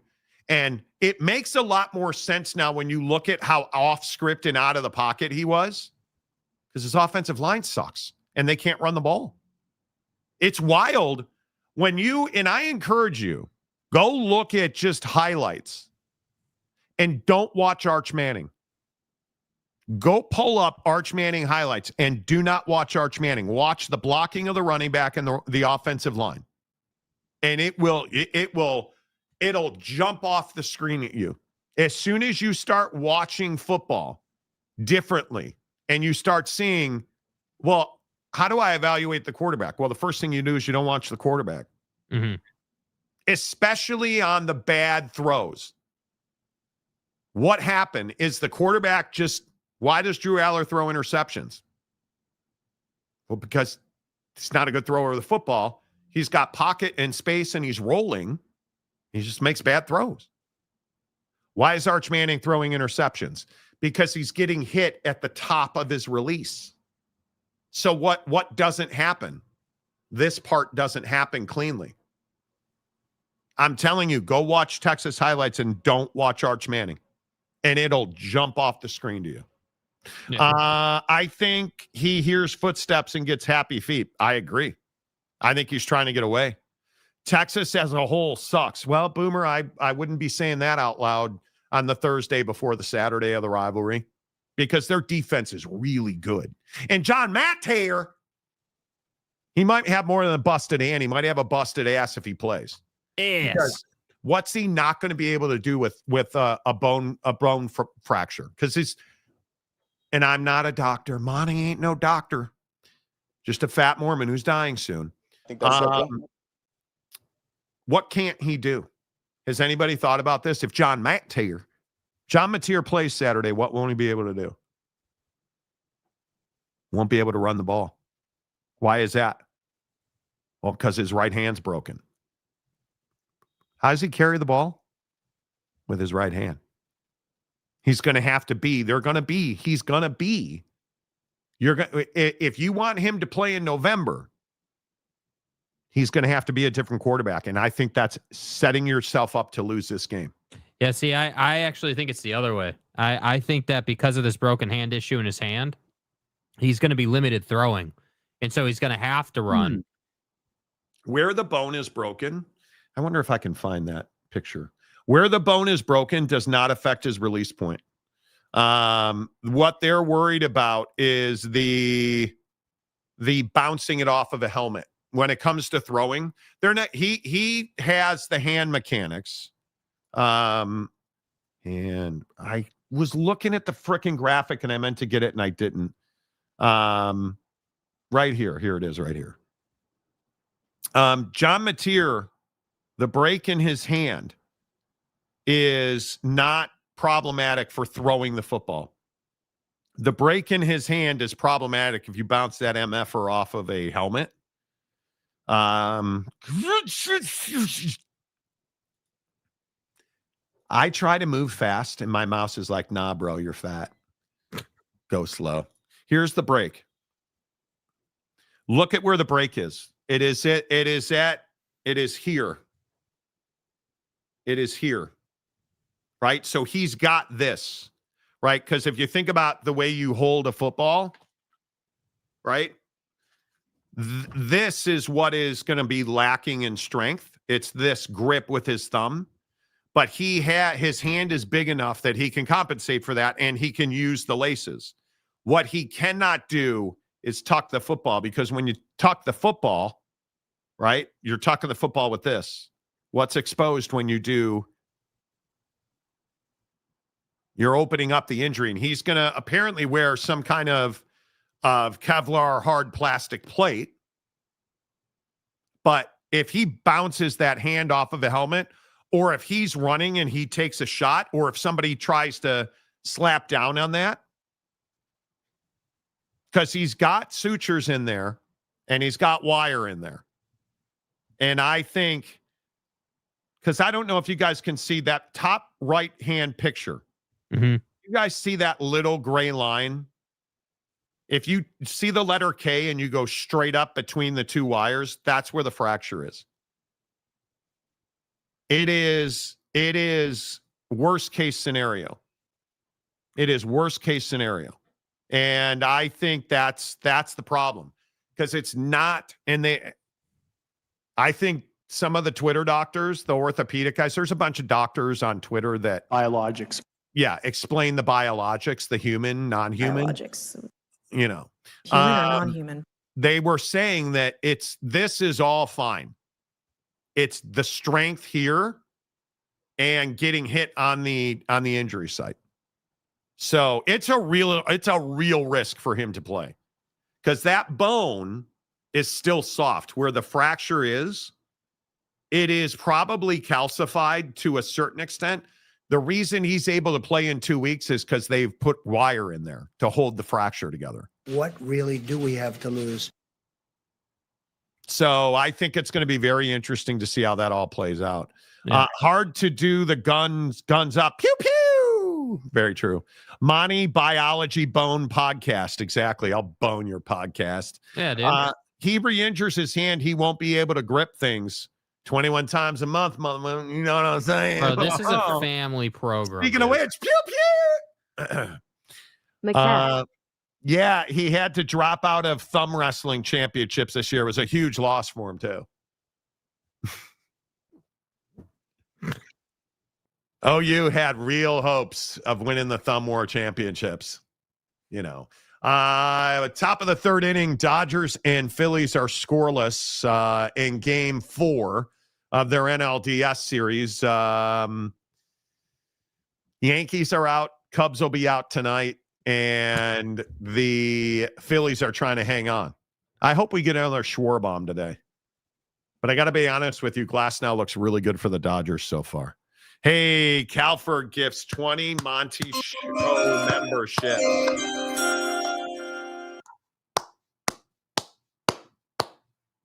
It's always good to see you, Calford. How about Stanford getting a gajillion-dollar gift? 50 mil, bruh. 50 milli, you guys. Stanford got $50 million for the football department. Jake, oh, I'm sorry. Did I wake you up there, Jake? Yeah, it's been a long week. I said Stanford football, and you automatically went to bed. Yeah, I mean, I don't know why we're talking about a program that doesn't win anything. So, ooh. You know. E-commerce wins are always fun. Let's go, baby. Does Stanford get competitive with $50 million? Yeah, I think they do. Yeah, I think that's enough. You think Andrew Luck's the dude? Yeah, I think he knows what he's doing. I think he understands it. I think he's young enough to understand it. I think he can resonate with players. I think he can really help them in recruiting. So yeah, I mean, I think 50 mil definitely helps. No question about it.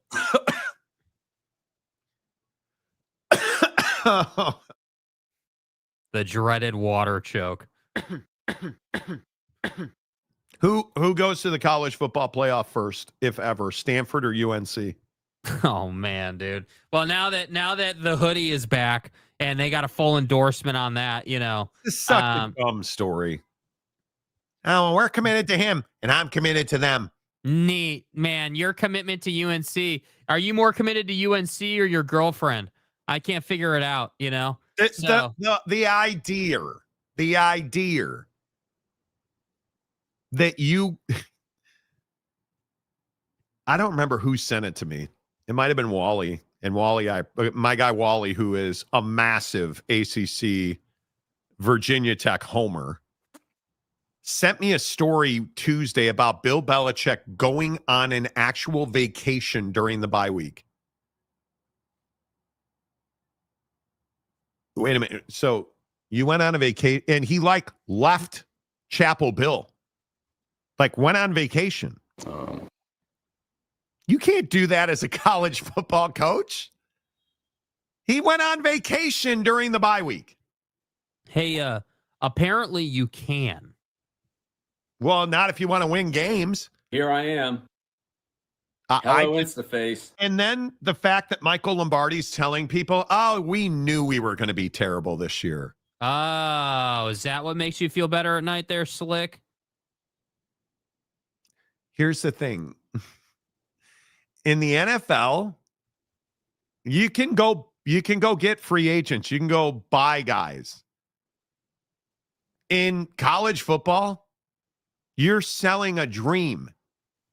As much as you need NIL funds to get guys, who in their right mind is going to get in the portal and choose Bill Belichick over anybody?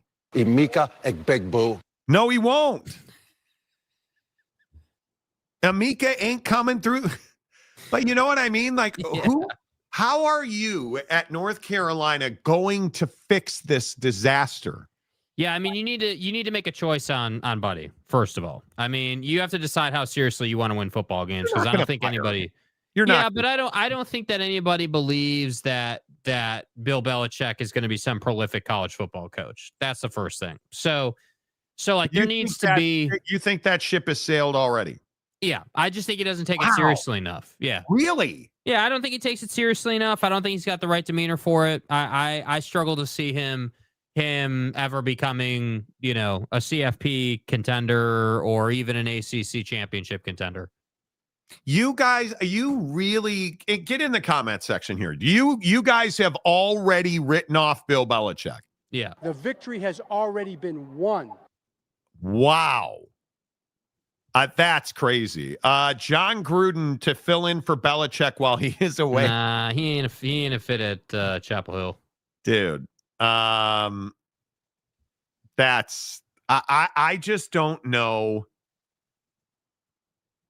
I don't know how you fix this, because why would somebody get in the portal to go there? Because you can recruit high school kids all day. I mean, bring your hot girlfriend; they'll sign on the dotted line. Well, I mean, the idea is that that Bill Belichick's got NFL relationships, and you have more resources, but you're not selling a dream to a high school football player. Yeah, right? You're selling a dream, absolutely. And I think they have a really good recruiting class. I think they have a top 10 recruiting class. But what does that matter? Yeah, it doesn't matter at all if you're on vacation during the bye week and you don't take things seriously. And that's what I really struggle with this, is that I don't feel like Bill Belichick, really takes seriously that being a college football coach is 365, man. There is no time off. I think they're going to lose because they will not win the transfer portal. You're Dabo Swinney, and people don't want to play for you right now. Yeah. And the vibes aren't great. I think that the other problem is it's a basketball school. I mean, I think that if you're a college football player at the high school level, I think it matters. If you want to play big time college football, I don't think you're going to. I don't think your first choice is UNC. Well, I didn't say it was their first choice, but North Carolina puts guys in the NFL. I mean, you look at Trubisky, you look at Drake May, they put Ronald Curry's, they put guys in the NFL. Yeah. North Carolina has legitimate NFL stars. That's where it starts. They have legitimate boosters and NIL money, and you can get a really good education there, and you get to hang out with Michael Jordan, and you get all the Jordan and Jordan brand and Jordan shoes you want. And because of Bill Belichick, you were supposed to be on TV every week. But now you're getting they're not losing, they're getting humiliated. Yeah. That's why you're going to lose in the portal. I would not. What is Stanford then? What is UCLA? Right? Those are basketball schools. What is Arizona? Arizona's a basket. You know Lute Olson far more than you know Noah Fafita. Yeah, which is why I don't think if you're trying to play big-time college football, you're going to Arizona. Bro. Yeah, that hit by pitch is gnar. Oh, my God. Oh, my God. That is God. Dude, I don't even know who that is. I'm not sure. Is that Call? I'm not sure who that is. One of the Dodgers just got hit with a fastball in the back ankle. It is Call. He got hit in that looked like it hurts. So he'll be lucky to be able to walk in the morning once that stiffens up. I fouled a ball off my front ankle like that, and you're exactly right, dude. It blows up. Yeah. That's amazing. What are we doing here, kid? Look at that. Calford gifts 20 more Monty Show membership. Appreciate you, buddy. Thank you so much. Thank you. Really appreciate that. Joey Harper, does Missouri have a shot against Bama? Oh, yeah, more than a shot. I think there's a shot Missouri wins that game. That's one of the most difficult games to look at. I don't know which way I would go with that. But, yeah, here's what it is. All right. Great minds. O'Marion Hampton. Yeah, but Hampton. Yeah. Bill needs to break because Buddha has undermined him at every turn, and that's who Bubba Cunningham. I said Buddha. Bubba, and that's who Bubba is. Well, Bubba's always been a red ass. I don't think Bubba's undermining him. I think I agree with the people who are reporting that there's a significant divide in that athletic department over Belichick. There are some people who are embarrassed by him, and I think when you get into that news, yeah. Eggy, breaking news: Bill can coach again because Brady takes QB coach job. Wow, that's a red ass. Okay. Bill to the college game as Nick Saban was to the NFL game. There was a really interesting interview. Bill Belichick was on the Ryan Clark podcast, which for the life of me, I can't remember what it's called. And he talked about how he was at LSU and he was offered the Miami job, and him and his agent, Jimmy Sexton, were having a conversation about, hey, Jimmy, where Nick Saban wanted to be. And Jimmy Sexton said to him, well, what do you want to do when it's all over? What do you want to do? Do you want to win college, or what do you want your legacy to be? And Nick Saban was like, well, I want my legacy to be the best college football coach ever. And Jimmy Sexton was like, okay, well, we're staying at LSU. And Nick Saban said, no, I'm taking the Dolphins job. And he said it was the single biggest mistake of his life. And not because, and I think a lot of people think that Nick Saban was terrible with the Dolphins and couldn't coach, and that nothing could be further from the truth. And the shocking thing was that Nick Saban just did not like, and he talks about it straight up. He's like, I did not like that you can't take somebody from a raw shape and sculpt them into a man and a good person and a good football player. And I think that's an incredible thing for him to. Your whole job, dude. I cannot tell you how awesome that podcast was. Like, because Nick was his second year, they were 6-10. And like his first year, they were 5-7. So he wasn't terrible. He was building a program. And I think they finished his first year. They were like second in the East. Everybody thinks like he never won a game. They weren't a bad football team. But he missed college football. And I think you guys should go find it. It's amazing. It was pretty amazing. Nick Saban is a better man than you are. Yeah. I'm not excited for later today. Thank you, Greg. Notice he didn't mention what later today entails. It's just to be known that that team shall not be named, and we're not talking about it. Yeah. Oh, and the Phillies just can't catch the baseball. Shohei Ohtani, they had a major shift on for me. Hits it right to the guy playing short, and the guy dropped it. Like, the Phillies are just not good at catching the ball. And if the Phillies had this offense and Bohm could catch a baseball, they might actually win the World Series. But they're not a good defensive team. That is terrible, man. Yeah, went right under his glove. Jesus, dude. It's a little league error. It's a little league error. But, Greg, I actually am thankful they won last night because it got me a second game. And I don't, the Chicago Cubs, I don't like the pitching matchup for the Cubs tonight. I don't like the fact that Ian Happ is going to strike out 13 more times in this game tonight. Because we were watching it live on the show yesterday. Ian Happ took a fastball and then struck out on a breaking ball and never had a competitive at bat. And I'm just going to continue to tell people that I understand why Ian Happ's in the lineup. That can't happen next year. And I'm already pissed off listening to the score today. Well, our sources are telling us the Cubs are all in on pitching next year. And, okay, well, what about this year? I'm a season ticket holder trying to make money. What about this year? Because this shit right here probably ain't winning anything.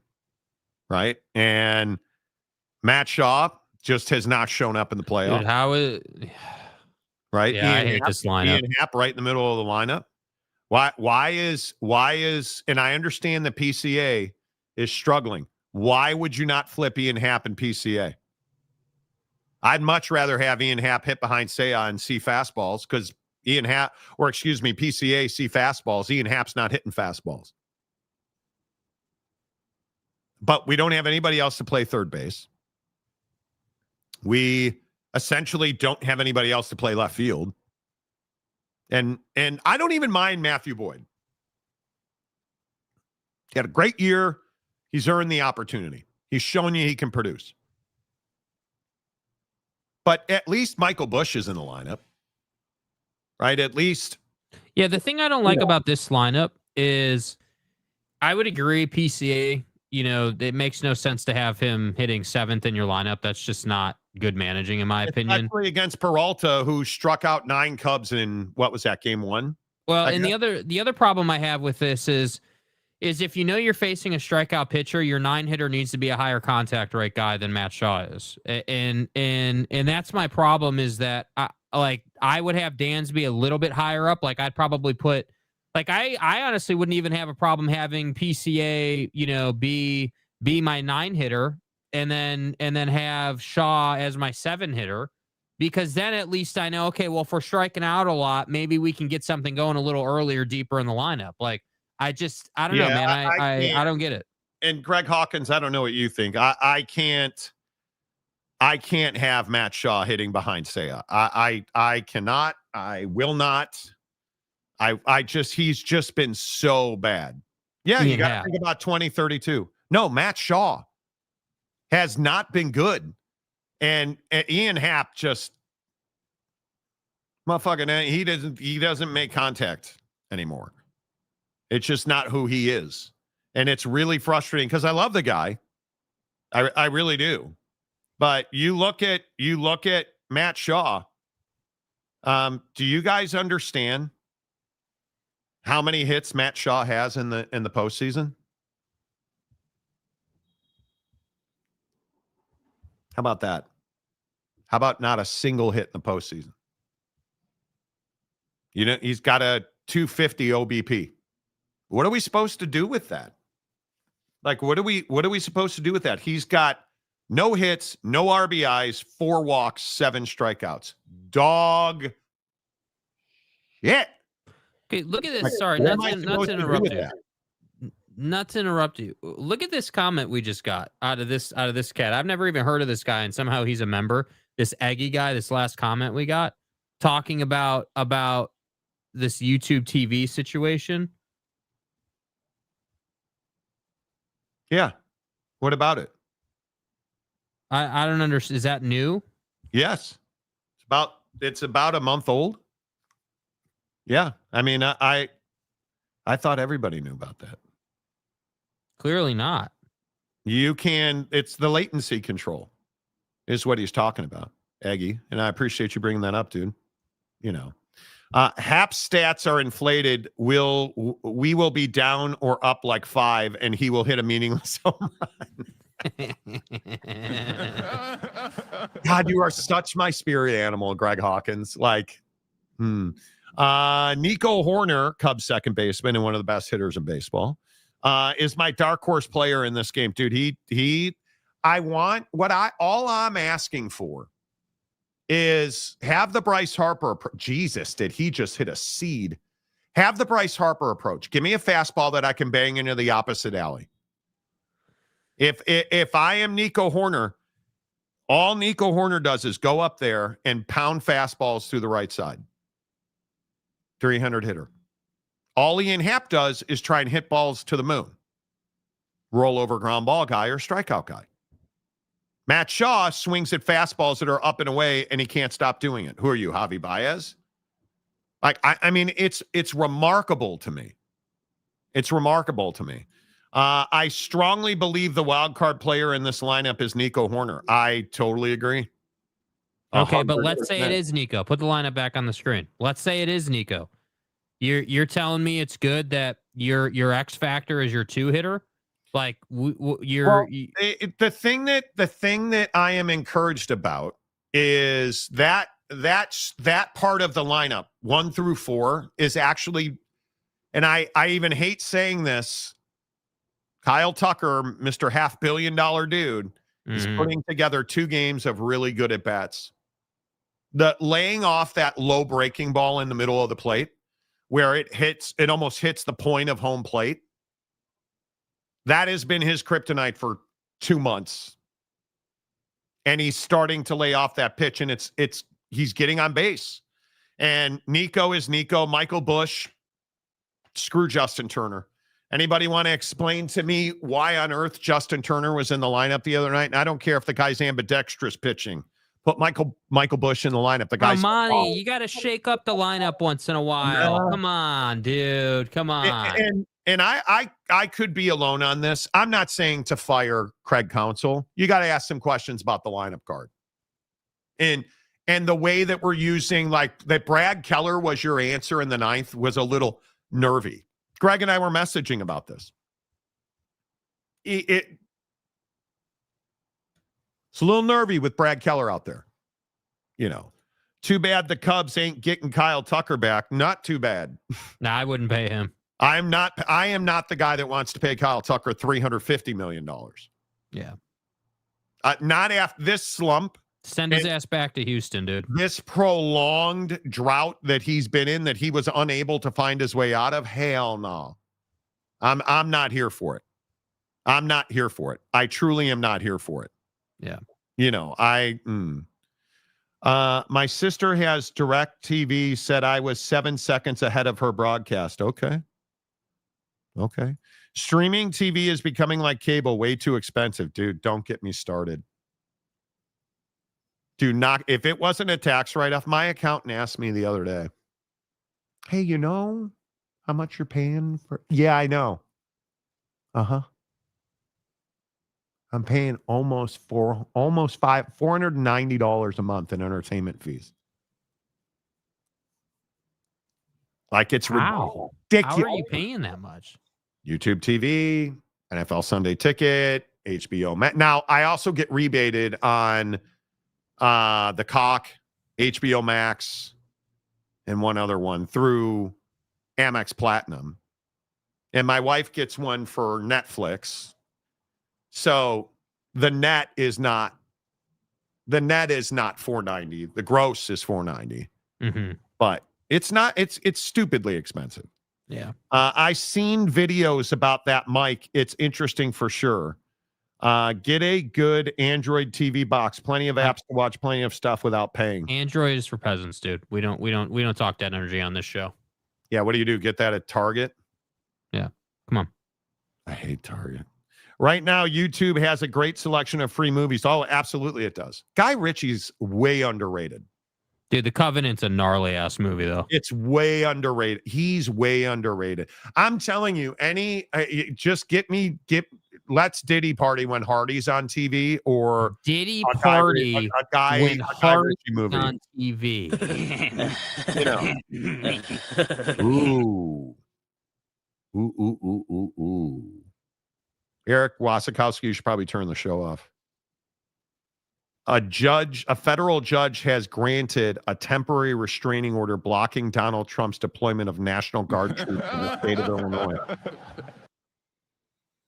Okay, Robert, what is fucking King of Thailand? What are you sending me on X? Oh, God. I got a notification from NBC News. Bro, you are a savage.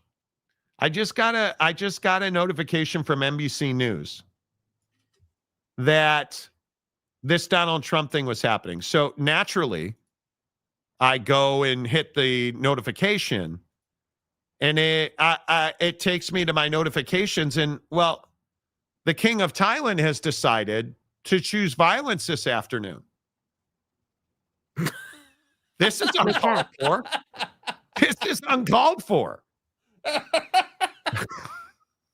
I don't need a macaque taking a leak on the floor. Macaque. Bro, what is this? What is this? Oh, he's batting fourth for the Cubs today. Thank you for that. Bro, what are you doing? Now I've seen it all. Now I've seen it all.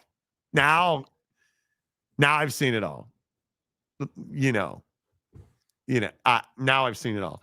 Did anyone see the Stephen Miller interview where he said something and realized it and totally glitched out? Yeah, his brain locked up. That guy's a weird dude.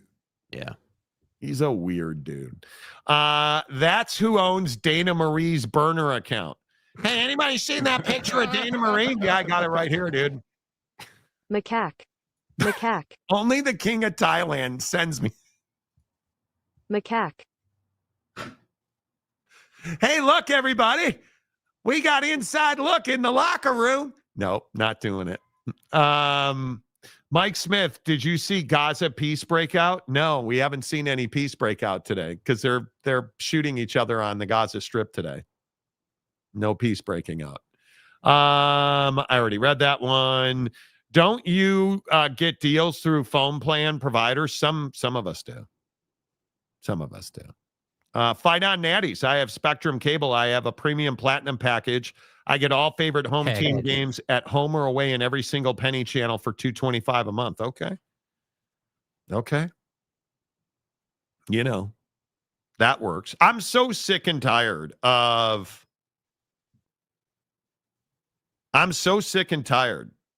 how all of this is played out with what we're all paying for television. It literally wears me out. Yeah, dude. It's a racket. It's frustrating. It's a poor experience. But I'm not sitting here complaining that I can get Dodgers Phillies on my phone whenever I want. Well, and I live a very privileged life. I was talking to a gal this morning, and she said, dude, I follow you on Instagram, and you have one of the best lives I've ever seen. Yeah. 100%. 100%. And I still am pissed off I got to pay this much for television. I'm not struggling. I'm not saying that I can't afford it. I don't want to pay it. I want one bill. Give me a flat fee, $100. I get everything I want. Done. I'd probably pay twice that. Yeah, you just want to take it in the rectory once, not 10 times, you know? Are you done? No. That's not nice. That's not nice. I got the YouTube TV, and that's how I look at it. See, now that's going to be a Dabo reference. And that's how I look at it. That's a Dabo Swinney reference. Yeah. Bottom of the fourth, one out, no score, Dodgers and Phillies. I got the YouTube TV. And this goes back to our conversation last night, having a strong mindset and a strong plan, and you can live your best life. Yes, you can. Dude, I'm sitting here, and I got an email from Slamazon, and I'm talking to a supplier. This one we have, but it's expensive. Have to add 90 cents for one product. I'm trying to get an upgrade on a unit that I sell to differentiate it from everything else. They're charging you 90 cents for that. For that upgraded piece that you and I talked about before the show. You know what I'm talking about, Jake? Yeah, I know what you're talking about. And it's probably worth it. I can probably sell it for act of Congress. Well, it is, but I could probably sell it for $2 more. But that's going to cost me. What's that going to cost me in manufacturing? But see, then you got to do. See, the problem is, then you got to tell that story on the listing, though. You're going to have to. You know. Well, my main competitor does the exact same thing, and he sells 1,600 units a month. Yeah. I mean, I'm not saying it's not worth it. I just 90 cents a pop. Damn. Is it just bigger, or is the quality better? I don't want to see what I did there. See what I did there? That's some of my best material right there, dude. Jake, it's bigger and thicker. Lean and girth. I wish I could tell you guys what it is. Does it matter if I tell people what it is? It doesn't. I don't think it does. No. I am upgrading. I sell a product. I'm not going to tell you what the product is, but I sell a product that's got a hook on it, a metal hook. And the hook that I currently use is shitty. It's a little small hook. To upgrade it to a bigger, thicker hook is 90 cents a unit. And if I order 750 units, that's now $750. Stay home. That I have to that I have to put into it. And so that'll take me over for that. To reorder that many, I would have to probably go down to 500 units because I'm not ready to put out $4,000 on a reorder on this.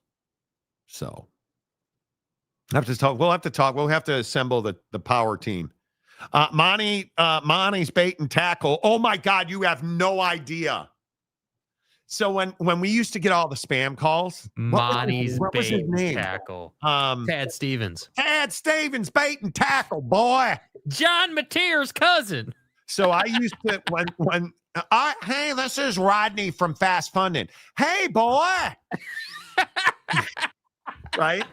And so they would always be like, hey, do you still own your business? Yeah, boy, it's I own a bait and tackle shop. Well, down here by the lake, boy. Well, what all do you guys sell? I mean, is this what are we doing? Well, I got me some baits. I got some spinner baits. I got some flies. I sell all kinds of fishing line, like 100-pound test. I mean, that thing will throw a cock out into the water and you wind up. Well, sir. Okay, sir.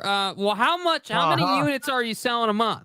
Well, I got to tell you, see, it depends on if we're talking about that pickle spinner, because that thing's got this metallic green paint on it that when you put it in the water, them bass fishes, I don't know if you're a fisherman yourself, my guy. No, not particularly, You're bro. one of those city slickers and shit. But the point is, you put one of them in the water and those bass just attack that thing like, I mean, it's kind of linguist and stuff. But anyway, the point is over here at Tad Stevens Bait and Tackle, you know, I must have like 78. Hello? Like it was, bro, every time. And it was, and Gumby, I am not kidding you. It was Tad Stevens bait and tackle. Hey, boy. And it was always the fast funding guy. Well, how much money are you looking for there, sir? Well, I got to tell you something. These spinner bait, they've got really expensive. So if I could get, spinner bait's not real high right now, but man, you look at this other bait tackle, boy, oh boy. Tell you about this pickle rod bait. It's expensive. It's $4 a unit retail. For like $7, but for me, if I could get, listen, if I could get $250,000, if you guys could wire me $250,000, I think I could put some pickle cock rod on this shelf like tomorrow. Well, Tad, what kind of business credit do you have at this time? What do you mean business? Are you talking about like what kind of numbers I'm doing? Yeah, like, are you doing millions or what are we doing here? Yeah, we did $4.7 million in the second quarter last year. But again, that was without the pickle cock because we just couldn't afford that at the time. Okay, so the pickle cock is really going to upgrade you. Shut up a minute, boy. Let me tell you something about your fast funding bullshit. Where were you when I needed to stock another Ranger fishing ski for the Bass Down Below tournament last year? I was stuck in that little penguin boat that sank. And me and Riley, we lost a cooler full of Coors Light that night. Well, do you need some funding for your boat? Never got that. But I don't even really care about the boat, boy. I want the Coors Light. Because when you got Sheena coming over here and she's trying to bedunk that dunk, and you got to find a way to take yourself out of that experience. You got to find that altered universe. But you wouldn't understand that. You're over there on Wall Street. I'm down here at the lake, boy. And they'd be like, okay, well, I can email you an application. I don't got no email, boy. Okay, what's your email address? TadStevensBaitandTackle.com/you're a fucking idiot for still being on the phone, boy. Like, that's how the call would end. That's how the call would end. It's just, sounds like Senator Kennedy has invaded the Monty show. Facts. It is what it is. Fish attack that tackle like a boy in Alabama attacks his first cut. Let me tell you something about the spinner bait.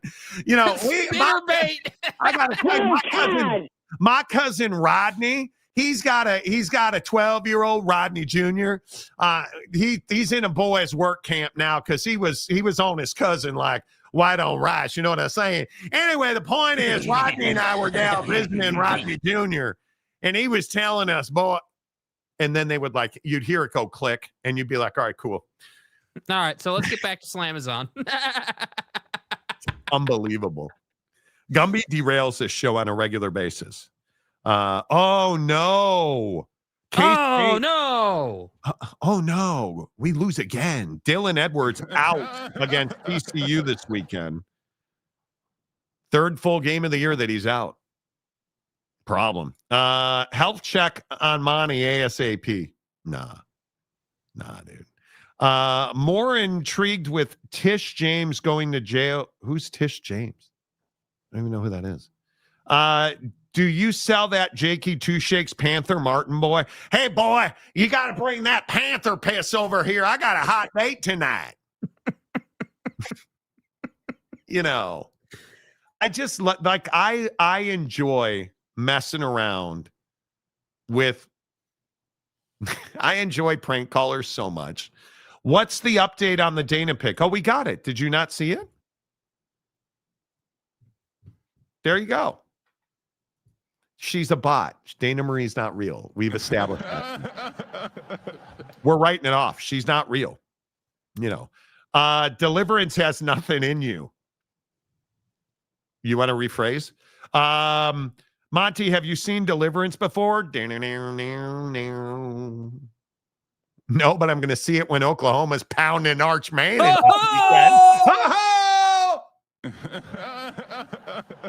Oh, man. Do you guys think they're going to kick me out of this building? There's people down on the patio laughing and looking because there's a patio, a party deck. Hi. They're like,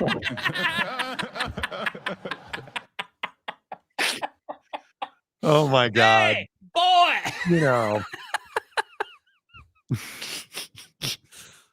You don't think about it. I've had my own studio. Rose for so out here long. talking about the pickle tickler. Let me tell you about this pickle cock spinnerbait. It's got this green metallic paint on it. Bro. Hey, you ever seen a pickle cock, boy? Kick it will flow. You ought to Google search that. Probably. Okay. All right. Okay. Last one. That's not how we roll around here, man. That's not how we roll around here, boy. Hey, boy. Daisy Dukes ain't just for the girls down in these parts, boy. You got to have a good twang on your boy. Hey, boy. Right? Like, Texas might be piggy. Well, it's interesting. This John Mateer story. John is going to try and play. John Mateer. John Mateer is going to try and play against Texas. Should we? Let me ask you real quick.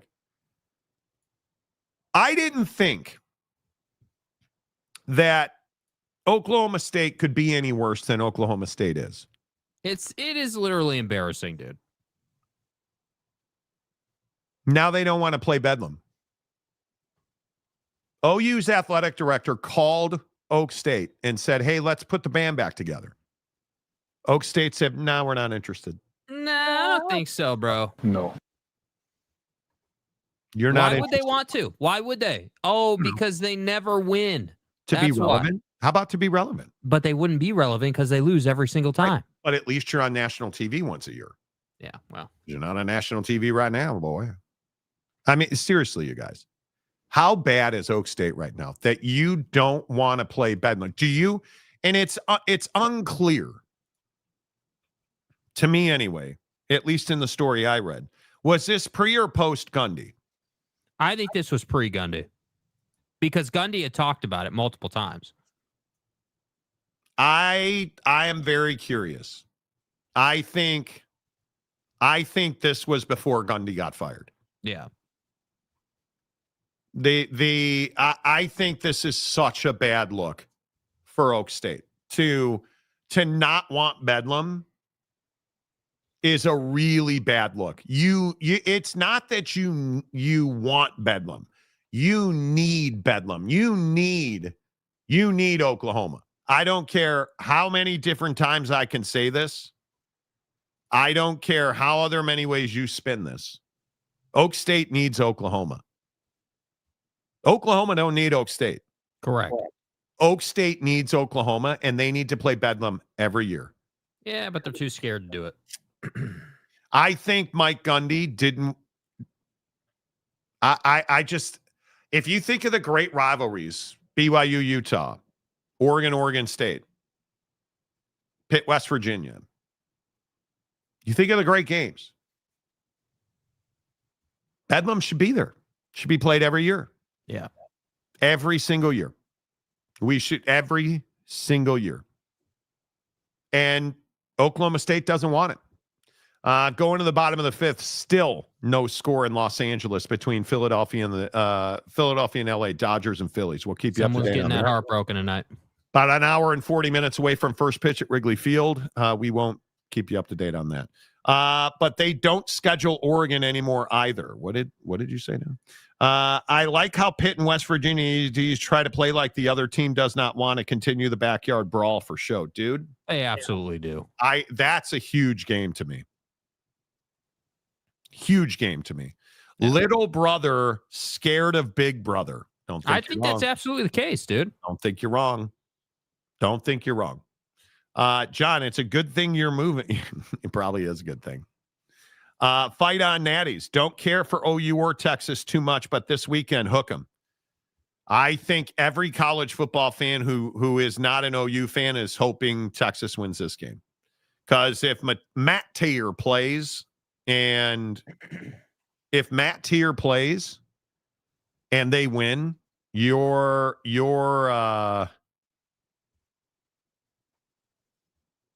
in trouble, I think. No doubt. No doubt about it. You're in trouble.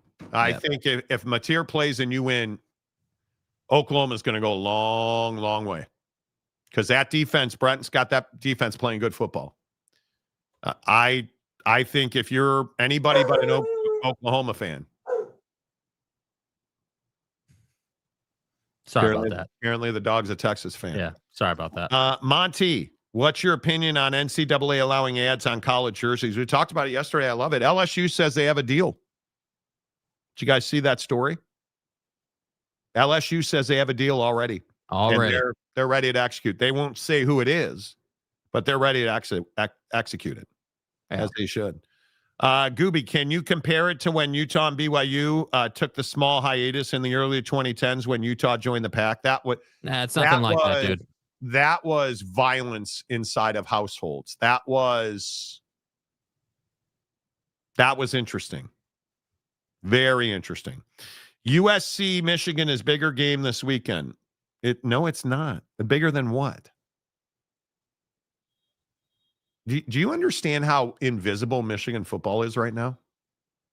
You understand nobody gives a rat's ass? Like, you're invisible. You're invisible. Canes is mid like John Cena. Hate Canes. Oh. Yeah. Texas Longhorns brought to you by Lil Debbie. Truth. LSU has Canes. Can't put a Canes patch on an LSU uniform. It's got to be something crowd ads. Crowd ads. Whoa. If Michigan wins, that Lincoln talk is going to start up again. Yes, it is. As it should. It's just not a game of leverage. It's not a game of leverage. Until Sharon Moore is not the head coach at Michigan, they're irrelevant. They're invisible. Because he is just not a good head coach. They are so poorly prepared. And I just think they're so poorly prepared. My opinion is I just don't. No doubt. I don't know. I'm not even sure how you go about that. Like, I just think they're so poorly prepared. God damn, that hook adds a lot of money. It is a lot of money, dude. Yeah. It is a lot of money. That is a lot of money. Texas Longhorns brought to you by Little Debbie. I read that one.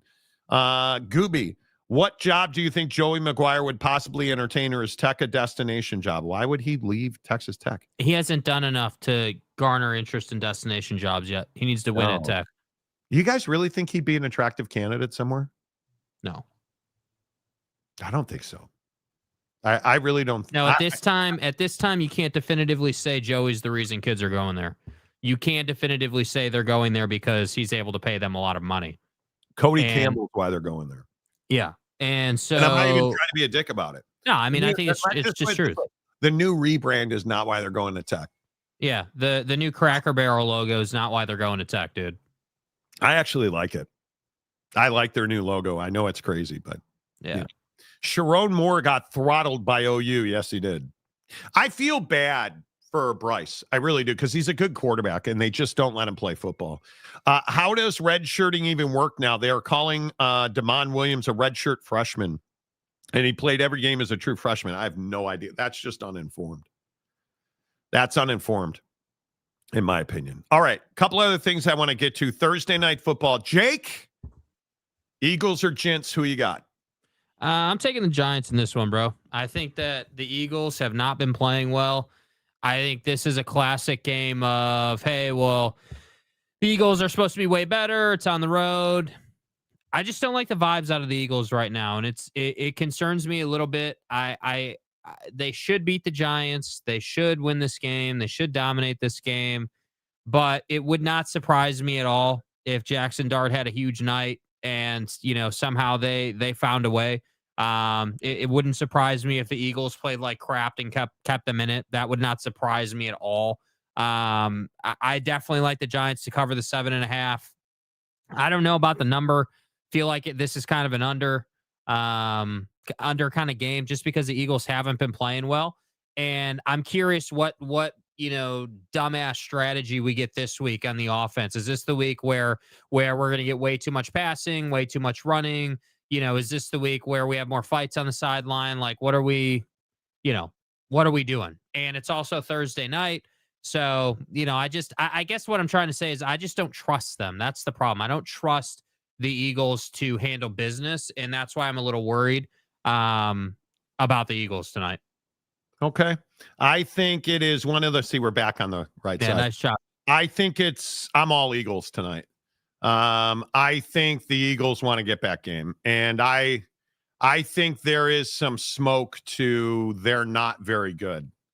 And the thing that really concerns me is now I was watching the Todd McShay podcast, and he was talking about how Nick Sirianni is tipping his pitches with his formations. And that you can tell based on how the wide receivers are lined up, what Saquon Barkley's doing in the backfield, and it's very predictable. And then again, I flip on Get Up this morning, and I'm listening to Dan Orlovsky talk about how Nick Sirianni is tipping his pitches based on what Saquon Barkley's doing in the backfield. Well, and the issue is that they never play under center. That's the problem. So you don't have to respect the run a whole lot against the Eagles because they never play under center. They're always out of the gun or the pistol, and it's just not. It doesn't help them at all in the run game. Yeah, I think that. I think the Eagles are going to pound the Giants. I think that defense is actually really good, and I think that. Brandon, I agree. Ute Sun Devils is one of the games of the week. I mean, I know it's not SC Michigan. Eagles win and cover. Eagles big. They are missing Kellen Moore. Totally agree with that. Listen, the Eagles are the easy pick tonight. They should beat the hell out of the Giants, but I don't trust them to get the job done. That's the problem. And they have not been playing well at all. 7.5. Yeah. I mean, is that not a big number in the NFC East? That's like a huge number. So when I look at some of the way these games are being doled out, I think that's really interesting, right? Like, I mean, the news certainly that Jalen Carter's inactive tonight is not good. He's got this heel injury in his back. Apparently, that's a little scary. I'm not happy about that at all.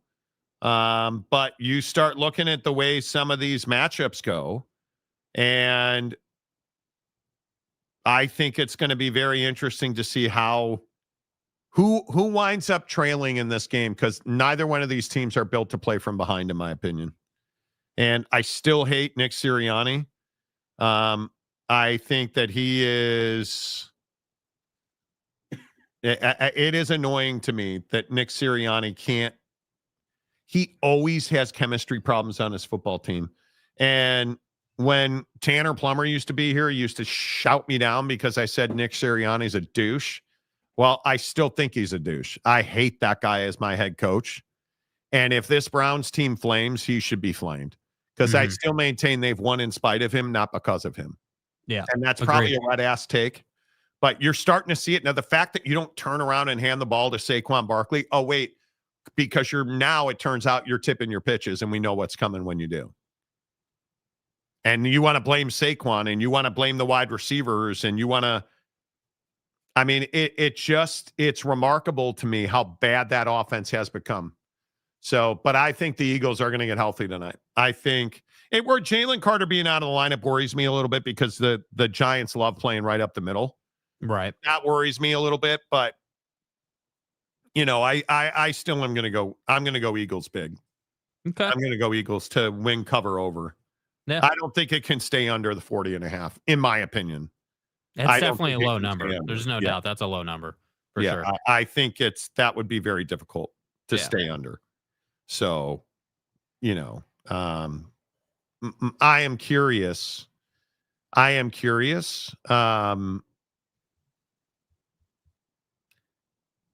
I'll be interested to see which one of these quarterbacks is quarterbacking their team longer, Jalen Hurts or Jackson Dart. Just like generally? In general, 2 years from now, who's the starting quarterback of the Eagles? Yeah, probably still Jalen Hurts, I would think, but I don't know. I guess it depends. I mean, if you miss the postseason this year, he's probably not going to be. But I think they make the playoffs, obviously. I think they're good enough. They'll figure it out. But I don't know. This is Thursday Night Football, bro. This isn't Monday Night Football. And Strange things happen on Thursday night football games, dude. We see things that we don't normally see. The short rest period, the quick week of preparation. You know, we're sitting here talking about a team that's tipping pitches playing on Thursday night football. I'm not so confident that all of a sudden they're not going to be tipping pitches. Something to that. I don't disagree with that at all.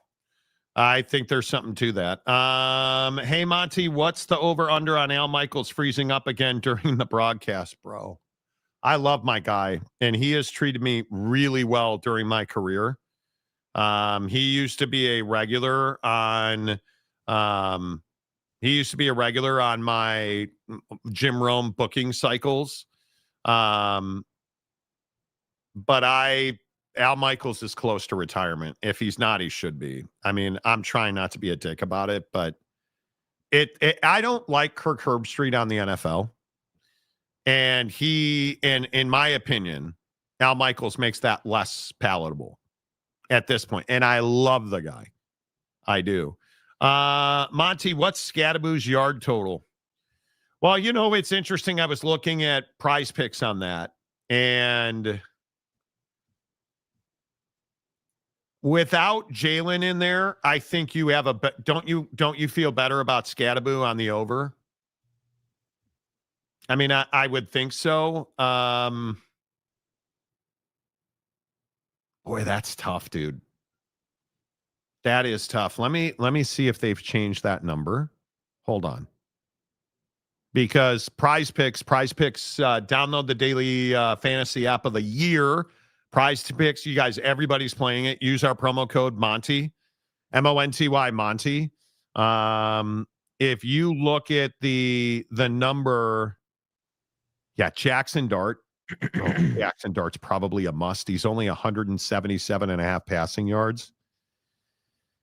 Yeah, but he doesn't have Malik Neighbors, obviously. Right. Scat's 49.5 tonight. No Jalen Carter. Don't you go over? Don't you go more than 50 yards? I mean, for Scat?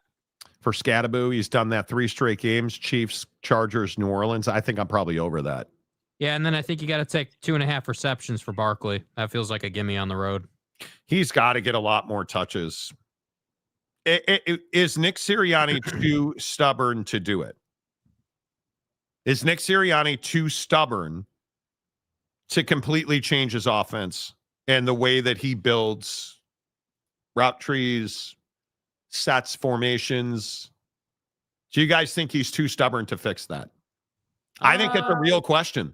Yeah, I mean, I think the problem is they're just too inconsistent. You never know what you're going to get. 1 week it's pass heavy, 1 week it's run heavy, and 1 week it's terrible. I'd agree with that. I mean, I just don't think you know what you're getting. I would agree with that. I also think, there's not a lot of good.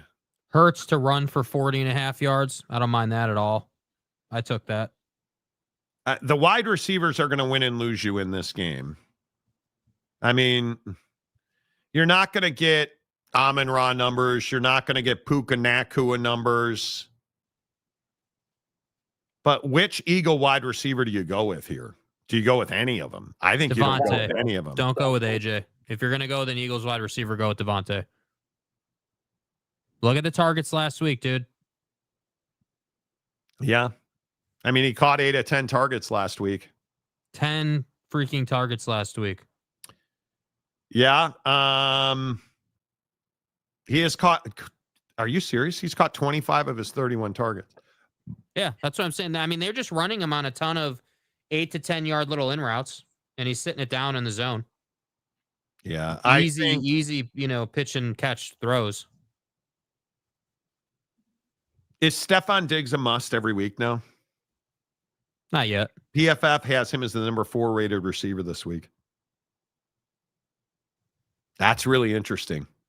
Jackson Smith and Jigba.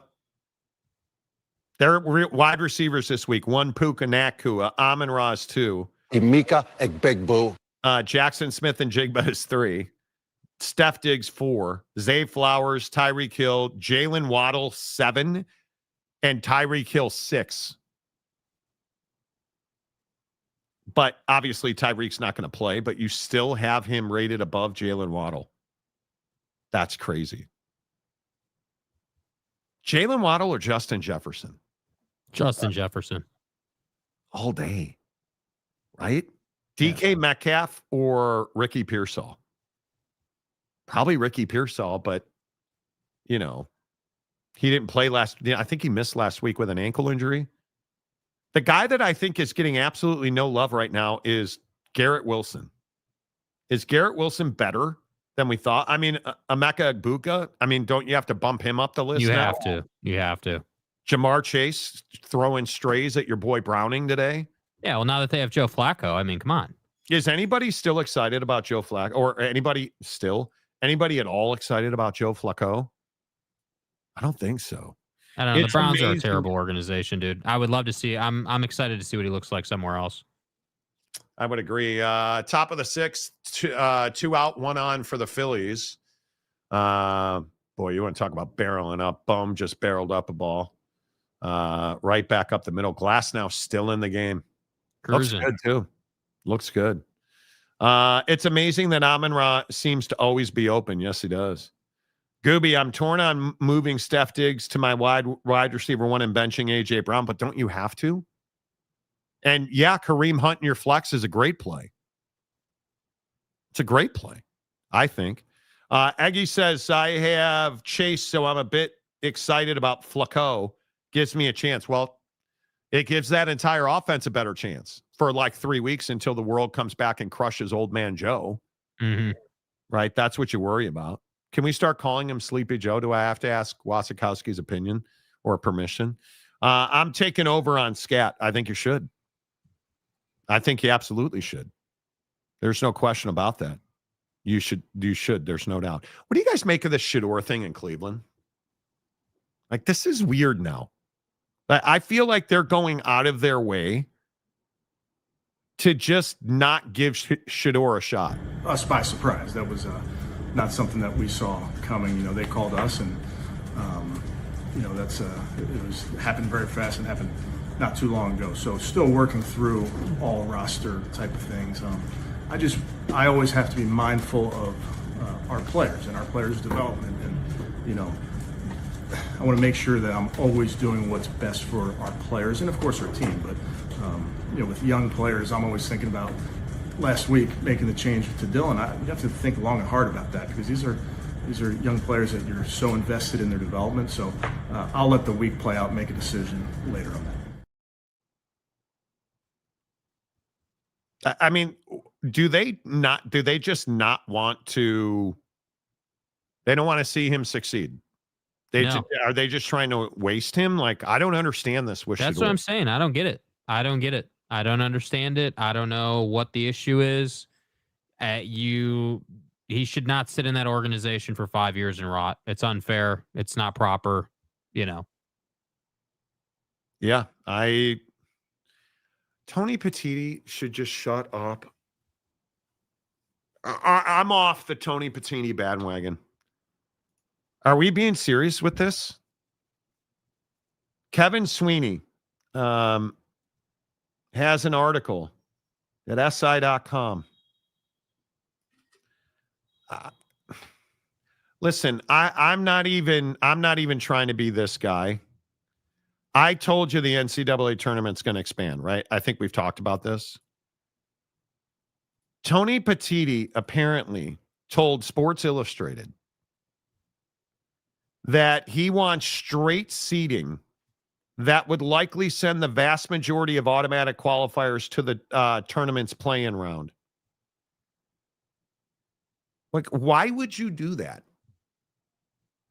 Why would you punish a team that wins a conference tournament? Oh, I know.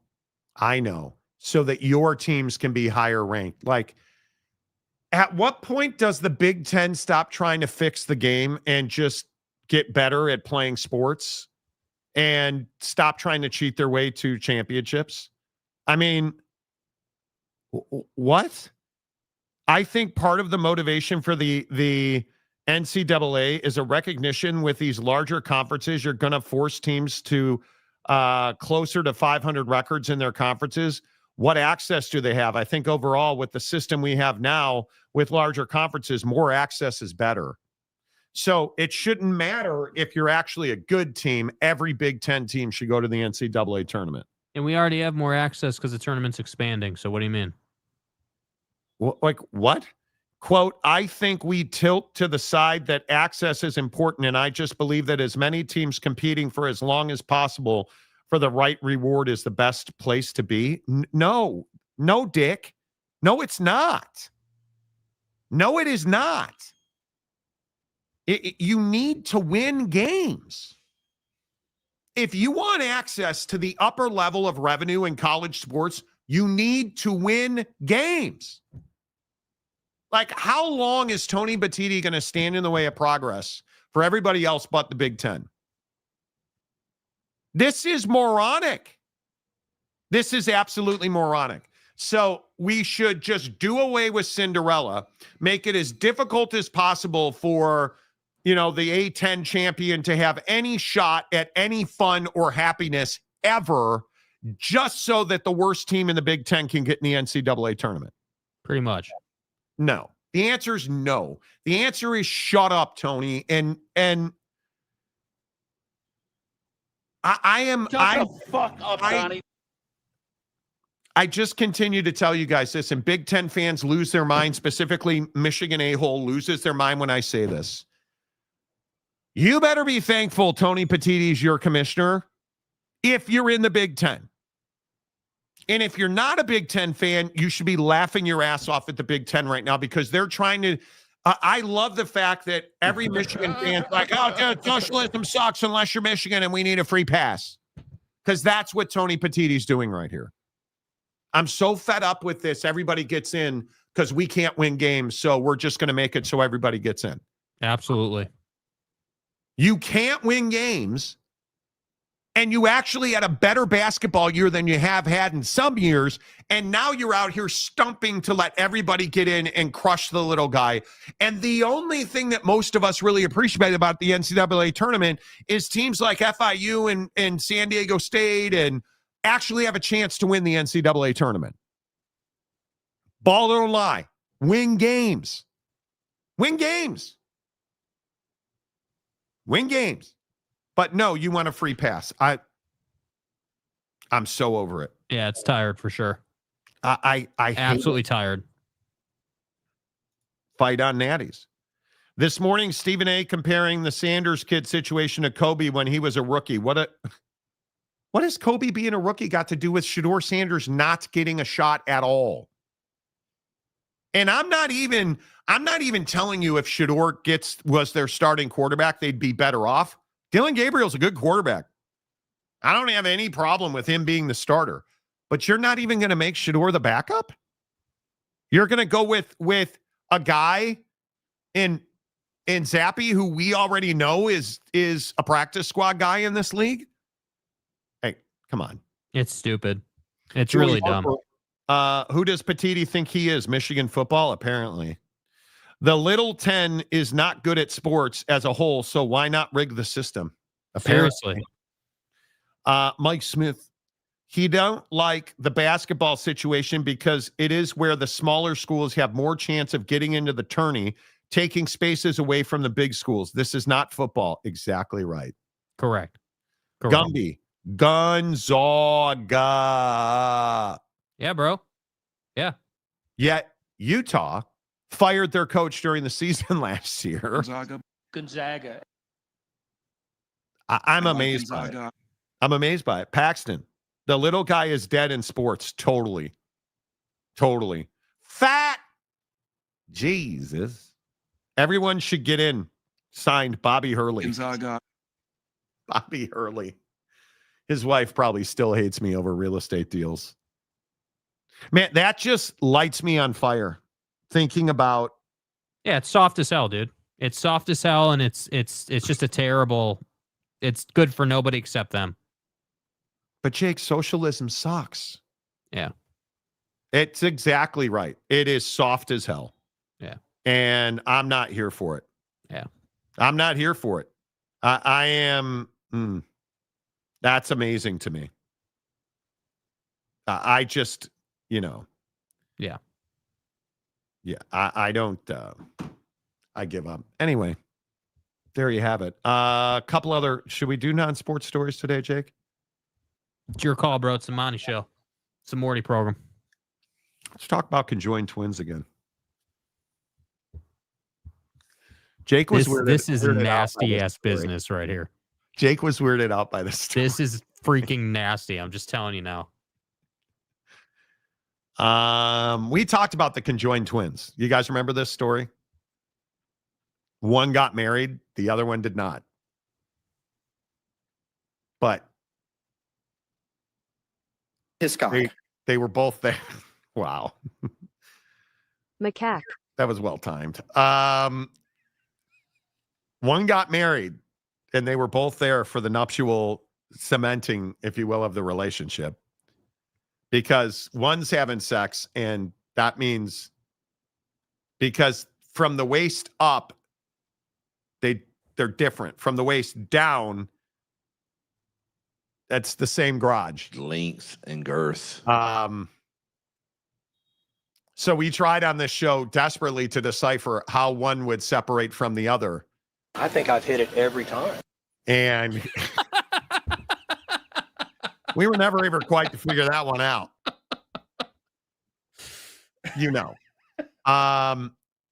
And now we get the story that they had to pay for 2 separate college educations. And they got 2 separate college degrees that led to one job. Should they have had to pay for 2 college educations, Jake? I don't think so. No. It's a really unique situation. It's just out of pity alone, right? Yeah, I mean, I think that, I think what's really difficult here is, all jokes aside, the way this is set up. I mean, these are 2 different people mentally, but one body. And that's what's really difficult. And, there was a whole article out about it where they basically talk about, like, they came to the conclusion they'd have to do the same thing because obviously they can't be in 2 places at once. And that's really tough, bro. Like, that's really tough. Right. Yeah, I think, I think it's, you can't charge them for 2 separate degrees. You can't do that. Well, Monty, it's 2 different brains. I understand. They're conjoined twins. Can we cut them some slack? No. Biologics. No. Can we make an exception? Human or non-human? Nope. Well, they're not going to get 2 paychecks. Not our problem. A lot. Okay, so we'll just send one of them to class. Well, that's impossible. Well, sir. Yeah. Well, you tell them twins not to show up here together, sir. No. It's not really how the infrastructure of their life is set. Like, how do you charge them for 2 different educations? You are a cold-blooded douche about it. That's how. But I mean, this goes to everything. I mean, so 2 separate credit profiles, like, 2 separate marriage certificates. Do you have 1 or 2 cars? 1. But she's a Beamer and she's a Benz. Well. And the hubby wants a Ram 1500. It's not a Dodge, boy. It's a Ram. Ipso facto, it's mine. But isn't it? Do you have 2 different bedrooms in one night and the other night? And then, like, I don't know, bro. I really don't. Can you imagine the amount of personal sacrifice it takes? Can both of them not wash their hair? Because how women don't wash their hair every time they take a shower. Like, how do you shower? Do you rock, paper, scissors for that shit? Like, who makes a little game called Just the Tip. Can you, I mean, I guess you could go to different places for dinner, but you're always doing takeout. What happens when they get into a fight? Like the stuff you don't think about being conjoined twins. What happens when there's a makeout sesh? That's out of the window. The one on the left's boyfriend. That's what I'm trying to understand here, dude. That's what I'm trying to understand. Karen and Jenny. Karen's boyfriend's coming over. All right, Jenny, you got to go to bed early. Yeah, I guess we're wearing a blindfold then, or. But she enjoys when Karen's making out. His cock. Jenny's enjoying it because, again, they share certain parts of their soul. I need a dick.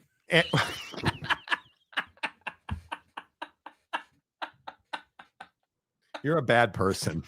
You're a terrible person. It is what it is. You're a bad person. You're not a nice person. You're a bad person. I just want to thank you all.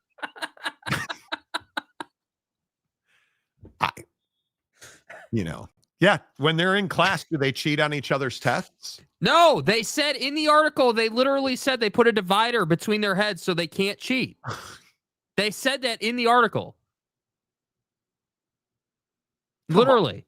Come on. I'm a professor. If I had to grade 2 papers, you're going to pay. Shut the fuck up, Donnie. And if I gotta, they should be able to do 1 test. Well, Monty, I'm paying extra for my extra Sharpie to go ahead and grade this paper in red and black ink, and that's going to cost them 2 educations. So who gets to fill out the Scantron? Why don't you fuck off?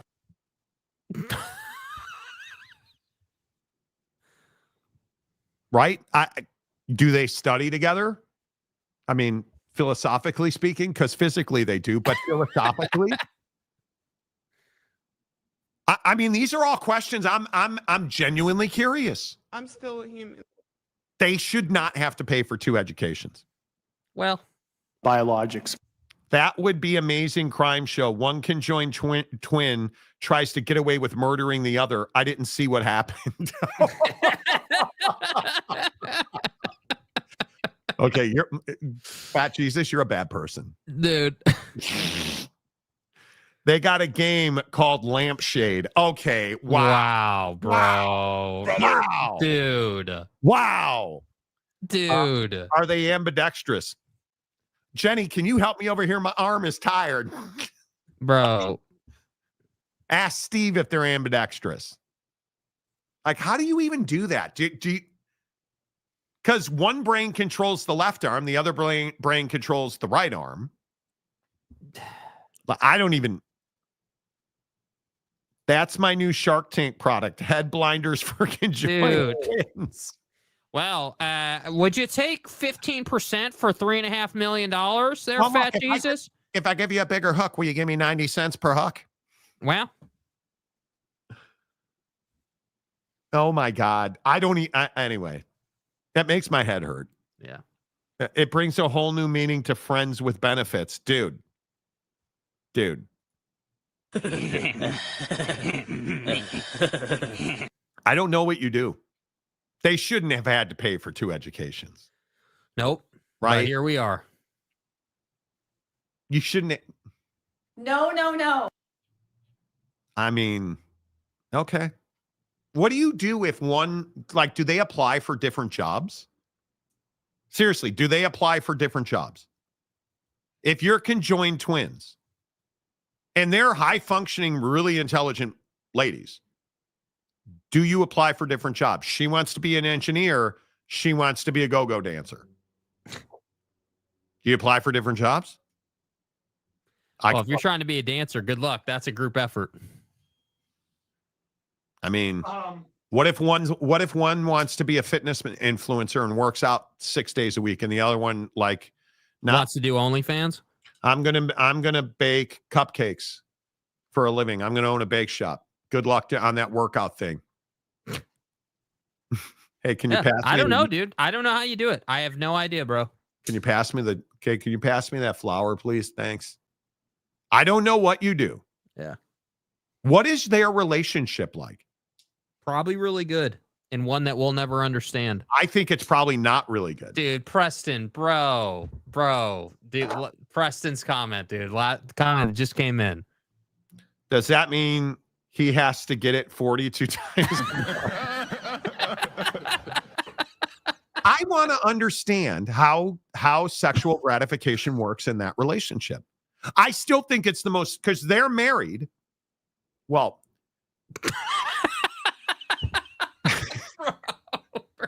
The one on the left is married to a soldier, legitimate, an Army vet. And I think he's like an Iraq veteran. The one on, I think the Iraq? The Iraq is married to the one on the left. And he parks his car in the garage. But from the waist down, they're one. So Sucking a ding dong. Yeah, it's not a 2-car garage, baby. It's a one. So my question, like, how does that? His cock. What does the right hander do when the left hand is? Yeah, I don't know. And who feels more? Do they feel it equally? That's what I want to know. Does for one, is it just like, oh, hey, here's another night and we have to do I have to do this. But then the other one is like, God, I love this guy and it's amazing. And again, I go back to this point of mine where I say, you can't tell me he's not a freak. You can't tell me this is the guy who's like, yeah, I like feet. Call me Rex Ryan. Like, you know, that's who this guy is. Holden Middick. You know, that's who this guy is. Yeah. Has to be. Because why would you knowingly put yourself in the middle of this situation? Yeah, it's a very demanding situation. No question about it. You're never going to be, goddamn, can you imagine having 2 of your wives? Well, the judgment. I love my wife. She's amazing. I like one of my wives. This is why I can never cheat on my wife. Did you know what a pain in the ass that is? Did you know how much effort that takes? And you don't even have to cheat on your wife. You're stuck with 2 of them. There have got to be complexities we have not even considered. Not even considered. Yeah. Dude. You know he has to be some kind of strange kink guy. Mm-hmm. You would never walk into this willingly. Maybe Warren Jeffs. Yeah, I don't know. I don't know what kind of nut job you are, but you're not right. There is a screw loose somewhere because that's the only way. Somebody put your wire on the positive and it should have been on the negative, or they just forgot to wire the ground. I don't know. Yeah, I don't know. Yeah, you know he's got an AOL email address. We both know that. Like, oh my God, catch the ball. Like Dodgers had a double play and the pitcher was covering. Okay, I don't feel as bad. Put a carrot on the end of that stick and make stop. Dude, stop that. So is one left-handed and one right? Yeah, because one brain controls the right hand, the other and the right leg. But see, this is what I don't understand. So for them, do they have to put effort into walking smoothly, or it just all works together? I've heard them talk about this. It's second nature. They don't have to try. Interesting. Yeah. They don't have their brain. So for them, it's life itself is not that difficult physically. It's more like the judgment and figuring out the complexities of the situation. Correct. Who does he love more? Yeah. I'm telling you. Yeah. If you're the dude, you're like, oh, I love you equally. No, you don't, because you fell in love with one of them. You're a liar. Well, I mean, she's my wife. I love her. Yeah, and you love her. You love the left side too. No, I don't. Yeah, you do. You're a liar.